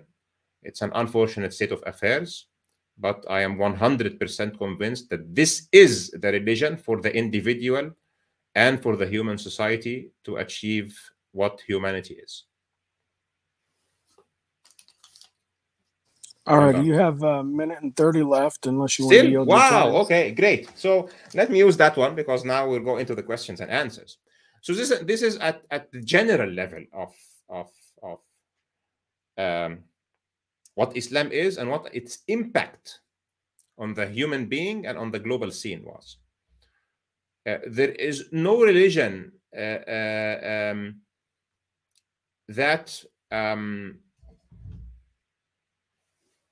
there is no religion today. There is no religion today that accepts the legacy of the divine revelation from Adam until Prophet Muhammad other than Islam. Islam accepts Jesus, accepts Moses, accepts all the prophets since Adam until Muhammad, peace be upon him. He venerates every one of them. It says that Prophet Solomon was not a magician. It says that Prophet David did not do all the bad things that some people say about him. It says that Prophet Lot did not do the bad things that others say about him. It says that it gives to the history of revelation its right place in history. It accepts the other, it refines the human nature, and it pushes a Muslim to live the life to the fullest, and that's within the rule of the divine law. All right, That's AP, we've got you up. When you start, we'll kick 5 minutes off. All right. Thanks again for this. It was, I think it was a very interesting debate. I personally really enjoyed it, and I would love to have further exchanges. Debates like these are always what I ask for. I'm really not a fan of the whole, personal attacks and drama and everything that goes on nowadays online. But yeah, so my conclusion in the end is, again, that I have no reason to believe that Islam is true. On the contrary, I have every reason to believe that Islam is false. One of the main points that were argued today is that by the logic of the Islamic theology and the Islamic scripture, it is Allah himself who fully designs me, who is responsible for every action that I take, for everything that I do in the end.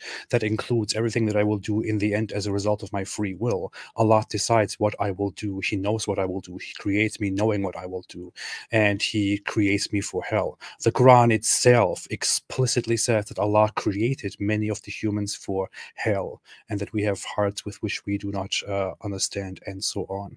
So by Islam's logic, people like me were created for hell, and by people like me, let me talk about myself. I do not believe in Islam. I was a very firm believer. I was fully convinced and extremely emotional and in love with my Islamic faith in the past. And I prayed to Allah to never let me go, because this is the best thing ever. But after a while, I realized how my beliefs were built and based on inconsistencies and misinformation, and that I was following a life which simply is not how life is supposed to be lived. I came to the conclusion that it is false. Today, I am one of the most active critics of Islam, and I am only going to hell by Islam's logic because I am convinced that Islam is false. So because I came to a wrong conclusion, I am making some great stuff today and telling many people that Islam is false and telling people to stay away from Islam. So many people, I'm not praising myself, I'm just trying to get to a point. So many people are telling me that they left Islam because of me. Now, if I still have a chance at going to heaven because I just didn't know, and Allah will still forgive me on the day of judgment and will take me to heaven, then I have to say, who goes to hell? I just don't understand, because if I, in the eyes of many Muslims, one of the vilest people online, but according to their logic and their perspective, will not be punished with eternal hellfire, then who in the world will? Unfortunately, the Islamic logic is that those who do not believe in Islam, those who reject Islam, those who do not open their eyes and see the truth of Islam, will be eternally punished with hellfire. They will go to hell, and it is Allah Himself who leads astray and guides whom He wills. Unfortunately, none of this makes any sense. It is Allah who is responsible. It is Allah who guides and misguides. It is Allah who doesn't allow me to believe. It is Allah who chooses to punish me for something that He Himself did and designed from the very beginning. Of course, outside of all of that, outside of the logical inconsistencies and the hell-heaven problem, we have many reasons not to believe in Islam, such as said, Muhammad made predictions about the future that have failed. The Quran is full of scientific mistakes and tells us nothing at all that is revolutionary for its time, nothing that helps us live a better life. Islam introduces morals that are unacceptable in terms of how we understand morality today. And even if we reject the whole concept of morality and simply go with what is best for our well-being and flourishing, Islam is not the answer. Islam introduces things such as hating and fighting each other, segregation, the suppression of women, the taking of captives and turning them into slaves and sex slaves, things that many Muslim apologists nowadays agree with, such as Daniel Hakikachu, for example. He's very well known for that stuff. Islam introduces morals that are not consistent with our human well-being. The Islamic scripture is not consistent with the Abrahamic religions and their understanding of God's mission for our life. Islam has no proper point, no basis to stand on from which it can argue that it brings us a message which we absolutely need in order to find fulfillment and to find something great in the hereafter. I see no reason to believe in Islam, and I always say, stay away from Islam. It is not good for you. I think that's time. That was much quicker than I thought. Yep, you had exactly 3 seconds left, so okay. Perfect on this timer, AP. Let me reset the screen, get you guys into the question and answer portion. Also, people have commented in the section. Yes, I look tired. Yes to the back channel messages about my camera going every which way. My foot is wrapped. I heard it this week. So like I've got like my display just keeps moving with me as I adjust on the couch, but enough personal complaints there. Well, your channel is James is Tired, so I don't think you have anything to complain about. People know that already. It fits. Yeah. I just need like to pull this pillow up like right beside me and fill the whole thing. Yeah. All right. So the first question that I am seeing, and what we'll do is if it's directed at one of you, then we'll give the other one a chance to respond a little bit too.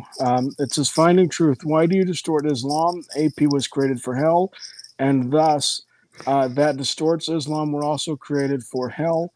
Why do you choose the same path if you are a true believer?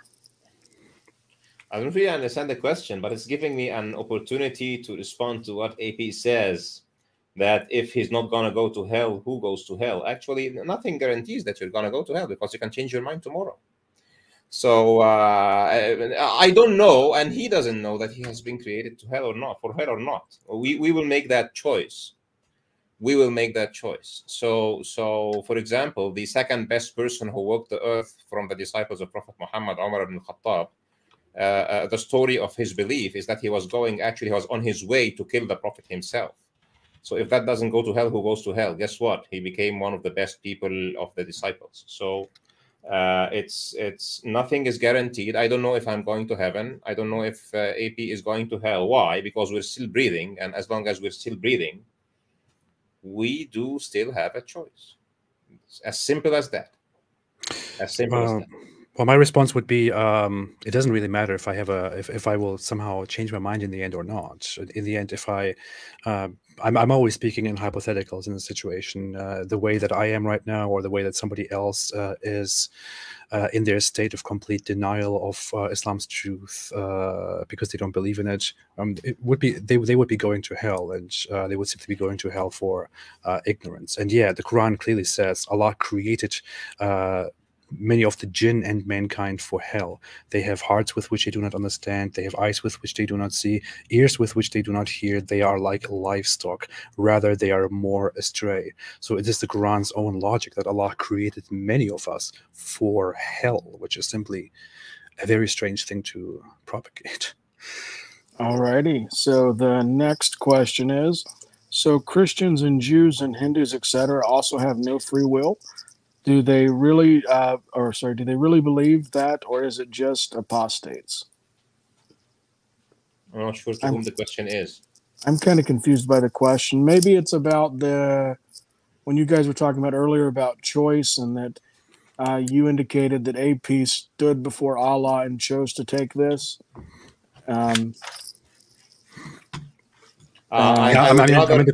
The Quran says that he would further explain his question if he's still with us or something, maybe. The Quran says that those who believe that Jesus is God will basically go to hell and stay there forever. So it kind of makes it clear that if you have a belief that goes in such a direction, then you are doomed to hellfire. It really takes some more reading into it to interpret anything different out of that. And I think that is inconsistent again with the idea that it is you who chooses and that Allah is somehow just. Okay, so I might actually I might actually comment on that. So so there is no specific place in the Quran that says Jews and Christians go to hell. There is no specific. If you try to quote an ayah, you will not find it. I specifically said those who believe that Jesus is God, that Allah is the third of the three, or that Jesus is. It says that God. it says that this is kufr, but it doesn't say they go to hell. So just for the accuracy of the quoting. Yes, I'm sorry, I need to pull that up now. Yeah, try. You will not find it because I happen to memorize the Quran. But it says that it is kufr. Now, if you want to go to the specific context, for example, of what happens on Judgment Day to a Christian, for example, so it's actually narrated at the end of Surah Al-Ma'idah. And at the end of Surah Al-Ma'idah, Allah subhanahu wa ta'ala describes this scene where a dialogue with Jesus will happen. And the dialogue goes like this. I'll just be explaining the meaning, because I know most of the audience don't understand Arabic anyway. But you can look it up. It's the last page of Surah Al-Ma'idah. And it says, and Allah asks Jesus, have you told people to take me and my mother as two gods, partners to Allah? And he says, I have only told them what you have instructed me to say, that you should worship Allah alone. And if I have said it, you have known it, and if you know what is in myself, and do not know what in yourself, and I have been witness over them until you have raised me to you, and after you have risen me to you, you have been witness over them. And then the comment that Allah subhanahu wa ta'ala makes at the end is not, okay, you guys who have believed that Jesus is Lord, you're going to hell. The stunning thing is that these verses end like this. قال الله هذا يوم ينفع الصادقين صدقهم. Okay, Allah said, this is the day where the truthful will benefit from their truthfulness. Okay, here's the issue, Ahmed. Yeah. You asked me to quote it. It is chapter 5, verse 72. So Maida 72, it says, they have certainly disbelieved who say Allah is the Messiah, the son of Mary, while the Messiah has said, O children of Israel, worship Allah, my Lord and your Lord. And it then says, indeed, those who associate Allah with others. The context is very clear. Allah has forbidden him paradise, and his refuge is the fire, and there are no helpers for the wrongdoers. So Yeah, the context within the context is very clear that those who believe Allah is the Messiah will go to hellfire, and paradise is forbidden for them. So what's wrong with my quoting? I'll come to comment on that too, but maybe we don't want to. Then, yeah, go ahead. There'll be more questions kind of on that, I think, going. So you guys will have a chance, but I'm trying to keep it as much where one comments than another responds as best I can. The next question for Hamid: how can you explain the verses and pandemics from the Islamic perspective? Viruses. There's my dyslexia coming in, and pandemics from the Islamic perspective when several hadiths say that infections don't exist. Yeah. So the explanation is simple. God has created a universe in which people are tested. It is an imperfect universe by design, and that's why in Islam, in Arabic, it's called dunya, and dunya means inferior. So we have dunya, which is this world. The word dunya means the inferior world, and akhirah, the hereafter, is the perfect world, obviously. If you go to the right place, which is paradise, of course. Of course, if you go to hell, it's even worse. And an essential attribute of this world is that you die. And one of the reasons that you die is that you catch a disease. And one of the ways that you catch a disease is that you get a parasite, a bacterium, a virus, etc. Some people dying from an earthquake or a tsunami or a volcano can be compared for some people dying with a pandemic. There are so many different ways to die. Eventually, the promise of Islam or the promise of Allah is that people will die on their prescribed time. So there will be a pandemic, somebody will live and I will die. Yeah, that's it. I think the question was in reference to a series of hadith in which Muhammad says that there is no infection, there is no infectious disease. So, and the meaning of it is agreed upon, such as in Sahih Bukhari 5717. It says that Muhammad said that there is no adwa, there are no infections, and in the audience, a Bedouin stands up and says, then what about my camels? When I bring a sick camel and a healthy camel together, then they all get infected with the disease. And Muhammad then says, well, then who conveyed the first disease to the first one? So according to Muhammad's logic, diseases do not exist. Infectious diseases are a superstition, like ghouls and other things. And yeah, that's that's the problem here. Okay, so that's thank you for pointing it out. So the hadith that you have read, do you want me to continue the explanation, or you want to go to the next question? If we can, just if it's addressed to you, then I'm giving you a chance to open up, and then AP a chance to go back. But if we get any questions tagged to AP, then AP will get to make a statement. Then you'll get to respond to that too. Sure. Let me go. So if she was referencing that hadith, the hadith actually says لا طيرة ولا عدوى. لا طيرة ولا عدوى. And then it says وفر من المجذوم كفرارك من الأسد. So you cannot just take a piece of a hadith and make a commentary. If you will take the hadith on its whole, or you will not take it at all. لا طيرة, it means you should not be pessimistic. ولا عدوى, it means no infection. وفر من المجذوم كفرارك من الأسد, and run away from a person who is plagued like you run away from a lion. So obviously لا عدوى refers to لا طيرة. So do not be pessimistic. If somebody is sick, do not treat him as rubbish. So what I'm going to do is I'm going to give. If he is sick, to the extent that you know that this disease is infectious. I'm going to give AP a quick 10 seconds to respond to that, because I'm trying to do where it's only two responses, one response from you and one response from him for questions. That way we don't add like another mini debate at the end and then keep you guys here for the next 3 hours. Unfortunately, the prominent version of the hadith is actually that Muhammad simply says that there is no disease.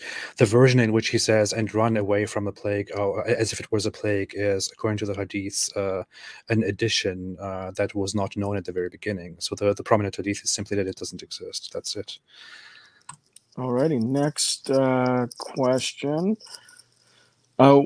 What does Islam exclusively offer besides supposed principles we are already aware of? Why add Allah to the mix? How do we know these are direct miracles from Islam? So I believe that is to you, Hamid. What does Islam exclusively offer besides supposed principles we are already aware of? Why add Allah to the mix? How do we know these are direct miracles from Islam? What does Islam exclusively offer? It offers an uncorrupted, unchanged set of instructions for conducting your life that you can directly, if you accept Islam, that is, that you can directly attribute to a prophet, and you know it has been preserved from his time until today. Should that fundamentally differ, for example, from Christianity in terms of its fundamental principles of moral code, or from Judaism? The basic principles of morality in the major religions that can be attributed to divine revelation should be the same, because they are all coming from Allah subhanahu wa ta'ala. But you will find in Islam quite detailed jurisprudence that will give you the opportunity not just to live with general principles, but also to live with a complete, not only with general principles and a specific lifestyle, but with a very detailed prescriptive system that will address almost every aspect of your life. This is the difference that Islam offers. Of course, it also offers you that you will be following the latest version. You would like to have your iPhone with the latest iOS on it because it has less bugs or something, or it will have better features. So if you accept that Islam is a religion from God, you'd better follow it because it's the latest and the final one. This is what Islam offers you. Yeah. Why add Allah to the mix? Allah is there in every religion. So on the cross, Jesus is narrated to have said, Eloi, Eloi, lima sabaqtani. So he's calling on Allah. Christians who are speaking Arabic call God Allah, by the way. God the Father, they call him Allah. So Allah is there in the mix everywhere. There is no religion without Allah. My response to that would be that you can use the same logic for all the other religions which came into existence after Islam, including the Ahmadiyya religion, the Baha'i faith, the Mormonism, and so on. Other than that, I have really nothing to add to the question here. You're muted, James. Sorry, I saw a question for AP. I'm trying to get that back up. I don't know if you guys ever have issues with StreamYard, but this is being very difficult today. Yeah. Sometimes it will overflow when there is too many comments. So what you'd better do is to have YouTube in front of you and scroll directly on the live chat if it's missing some stuff. Sometimes it happens to me, actually. Oh, okay. It looks like they deleted the message. That's why it is gone. Let me see. All right. So I got a question in my back channel. It was, it's actually for AP, so that is a good thing. We got the first one, I think, officially for you. I still get to comment. You get to comment after that. Yes. Yeah. So it is, can you please ask AP what it would take to convince him that Islam is true? That's a very a question that would require a very broad or vague answer. But I mean, obviously, I would need to see proof that Islam's truth claims are indeed truth, that they correspond with what we know to be true. That's what I can say in general. It's a very vague response. But if we can, for example, if a logical explanation can be provided for the problems of the contradiction between free will and predetermination and creation of Allah could be provided, that could solve the problem. Unfortunately, I don't think that's possible. If Muhammad's prophecies were entirely accurate, that would be good. If the Quran was free from scientific mistakes, I would consider Islam again. There are simply too many aspects. That's it. Finding truth. Yeah, the problem is that all what you have mentioned is already available in Islam, except that we don't have 20 hours. But I will be glad to entertain every one of them. Yeah, so Islam does have scientific signs that are otherwise unknowable to the Prophet. It does every prophecy that the Prophet has made that has a specific time in a Sahih Hadith has come to fruition. And Islam's there's the matter of free will versus predeterminism is a conceptual philosophical issue that is not an issue with Islam. But if you stop at that point, you will have to reject free will itself, or reject every religion, or reject the ethical or the morality of Judgment Day altogether, actually, because so it's not an issue with Islam alone. All right, so this will be the second to last question. Then we're going to plug our debaters' channels and then get ready to roll the credits. So the next question that I ask after that, whatever's the most creative, well thought out, masterful question will end the debate after this one. And I think it's going to Apostate Prophet. Apostate Prophet have free will? If he has no free will, tell him to bring a proof. Why does he advocate for freedom of choice? Isn't that a contradiction? Okay. Now there are different ways that I could respond to this, but I don't think the questioner understands my position. I'm not claiming here that free will doesn't exist or that I have no free will. That is a completely different discussion that we could go into on the theory of free will and whether it exists or not. Very deep discussion, but my problem is not that I don't have free will. The problem here is that within the Islamic context, free will is inconsistent with its own with its own theology, with its own logic. So free will is within Islam logically inconsistent, and there are logical arguments, evidential arguments, and other arguments that can be presented against the idea that Islam does indeed combine free will and predestination in a good way. I don't think it does. Outside of that, whether I have free will or not, again, completely different question. I'm making no claim on that here. Hamid, do you have any thoughts on that one? Yeah, I think that anybody who pleads that I don't think that what Ridwan has said was that he doesn't have free will, because I asked him if he has chosen to be an apostle, and he said yes, it's my choice. So he doesn't reject that. What he says is that an omniscient God is inherently philosophically inconsistent with human free will. So this is actually a philosophical question. Every religion that holds humanity accountable for its actions obviously asserts free will, because if you don't have free will, you're not accountable. But also every religion that preaches a divine, not everyone, at least the major. Okay, let's speak about Islam and obviously preaches that God is also omniscient.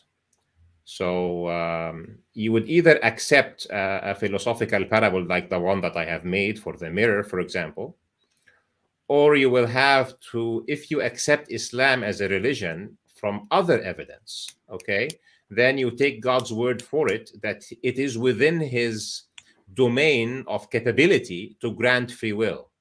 Because the question now is, if God is omnipotent and omniscient, is it possible to have free will other than the free will of God? This is the philosophical question. It's not a question that relates to Islam. It's a philosophical question of divine and human nature. I think it is consistent, and we can argue about this. And actually, it can be a complete discussion on its own. The next question will actually allow this to continue. Oh, really? For another... I want to very quickly add to the question just a very small comment to answer the actual question of the commenter. The question there was, does Apostate Prophet have free will? I completely ignored that because I said that's not actually the point of the topic. But as far as I am concerned, as far as I have come in research and in understanding human nature and so on, I I think that I do have free will. Practically, I'm not sure how much theoretically I have free will. I think my choices and actions in life are very much determined by my environment, the family that I was brought up in, my genetic, features, and so on. So I think I am very much at the mercy of many factors that are completely outside my hands and my will. But nevertheless, within this, as I know myself, I have free will. Go ahead. Sorry, my dog just started to bark at random, and I'm like, no, don't bark at the end of the debate. So before I ask this question, the person who back-channeled me a question for the debaters, which was how much wood could a woodchuck chuck if a woodchuck could chuck wood? That is beautiful and brilliant. You completely it has nothing to do with free will, though. You said that the next one is free will related. The next question I'll ask is that, but I figured I'd at least give that a shout out. I did that to myself when I said, put the most creative question you could think of. So the final question of the debate, how does that follow? If you don't have free will, you are not accountable for your actions. Who is this question for? Is that? I think it was right after Amid talked, so we'll give it to Amid, then you, then we'll plug channels and wrap this thing. Okay, sure. Yeah, I happen to be an electronics and a communication engineer with a career in information systems. So let me give you this example. If I program a computer program to do something, and the programming was that it is a killing bot and it goes on and kills things, okay, you cannot then catch the bot and kill it in retribution, all right, because it doesn't have a free will. If I create a robot that looks like, that is a humanoid, okay, and looks like humans and would smile when you tell it a joke, but at the end of the day, all what it's doing is that it is giving preset responses. And we have almost all of us, unless you've been living in a cave or something, we have lived those games where you are into this world or this universe and you are interacting with other AI creatures in the game, right? Maybe it's a dinosaur, maybe it's another computer AI artifact there, okay? And we know that those things are just a manifestation of the computer program. So if they do bad things, and if we are creatures of that world, you cannot hold those guys accountable for anything. You will have to hold the programmer accountable. So if we accept a God who doesn't give free will, then God is responsible for everything. This is how it follows. Yeah, my response to it would be I kind of stand where I was. I made a long presentation on this a while back. I called it "Therefore Islam is False" or a philosophical refutation of Islam or something along those lines. I don't know. But so the idea is that Islam, I think that free will cannot exist within the Islamic theology. In Islam, Allah creates the human, fully designs the human, determines everything that the human will do in his life, determines exactly how the human will function.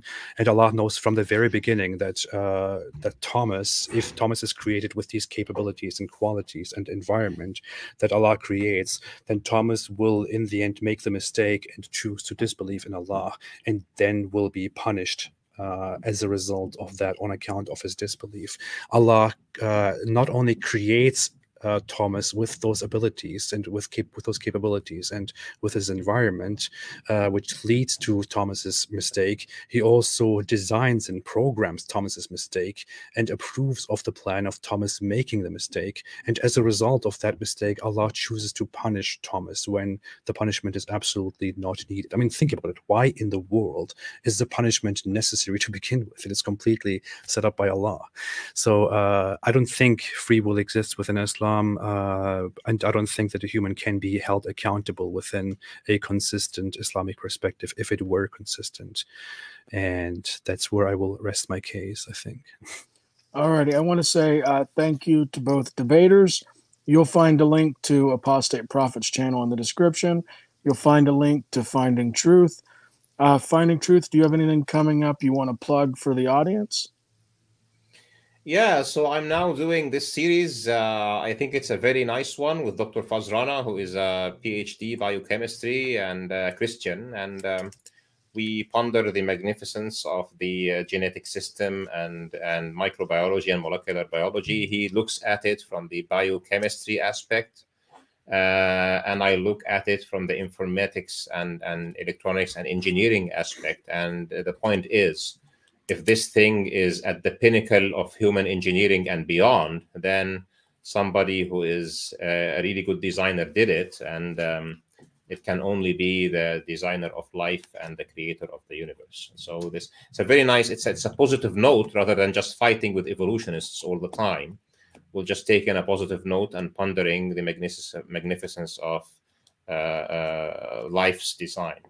Another thing I'm going to be doing quite soon is another series with a Muslim scientist, this time, who is a physicist, actually, and we will be looking into how Islamic kalam, which is essentially the thought process of the early Islamic 2 centuries, that is driven from divine revelation, and how that very early scholars of Islam have actually reached to results that can only be understood under the context of quantum mechanics and general relativity of the very modern age, which is quite amazing. And I actually have a nice discussion with Hugh Ross this coming Saturday about how studying cosmology and astronomy leads to believing God. And Hugh Ross is obviously a Christian.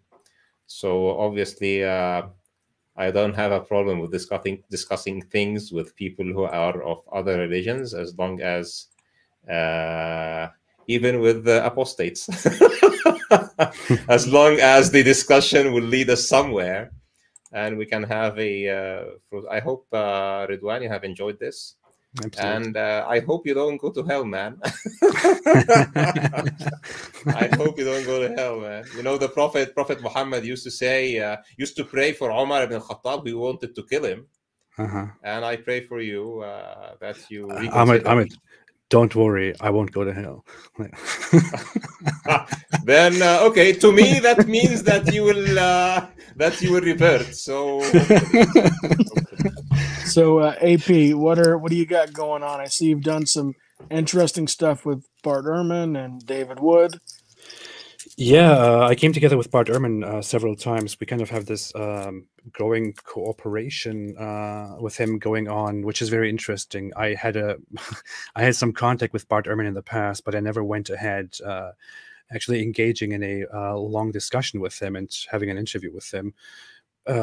In the end, very honestly, I was suddenly driven to interview Bart Ehrman because he had just had an interview with a Muslim apologist, a very well-known one.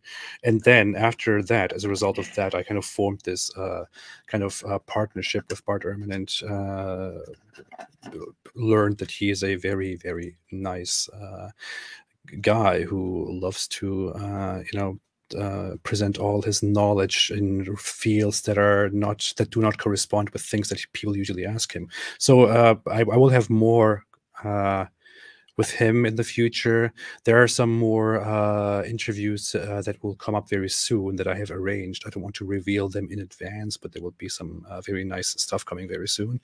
Other than that, I'm not quite as interesting as Ahmed here, but I have to say I really loved this debate. I really enjoyed it, simply due to the fact that I think this was done in a very respectful way and in a very fruitful way. It was insightful and thought-provoking, and I truly appreciate this, and I would love to see more of this. I'm always happy to engage further. We can always have more debates on related topics. So thank you so much, Ahmed, and thank you so much, James, for this opportunity, and thanks everyone for viewing. And you can always find me on my channel, Apostate Prophet, right here on YouTube.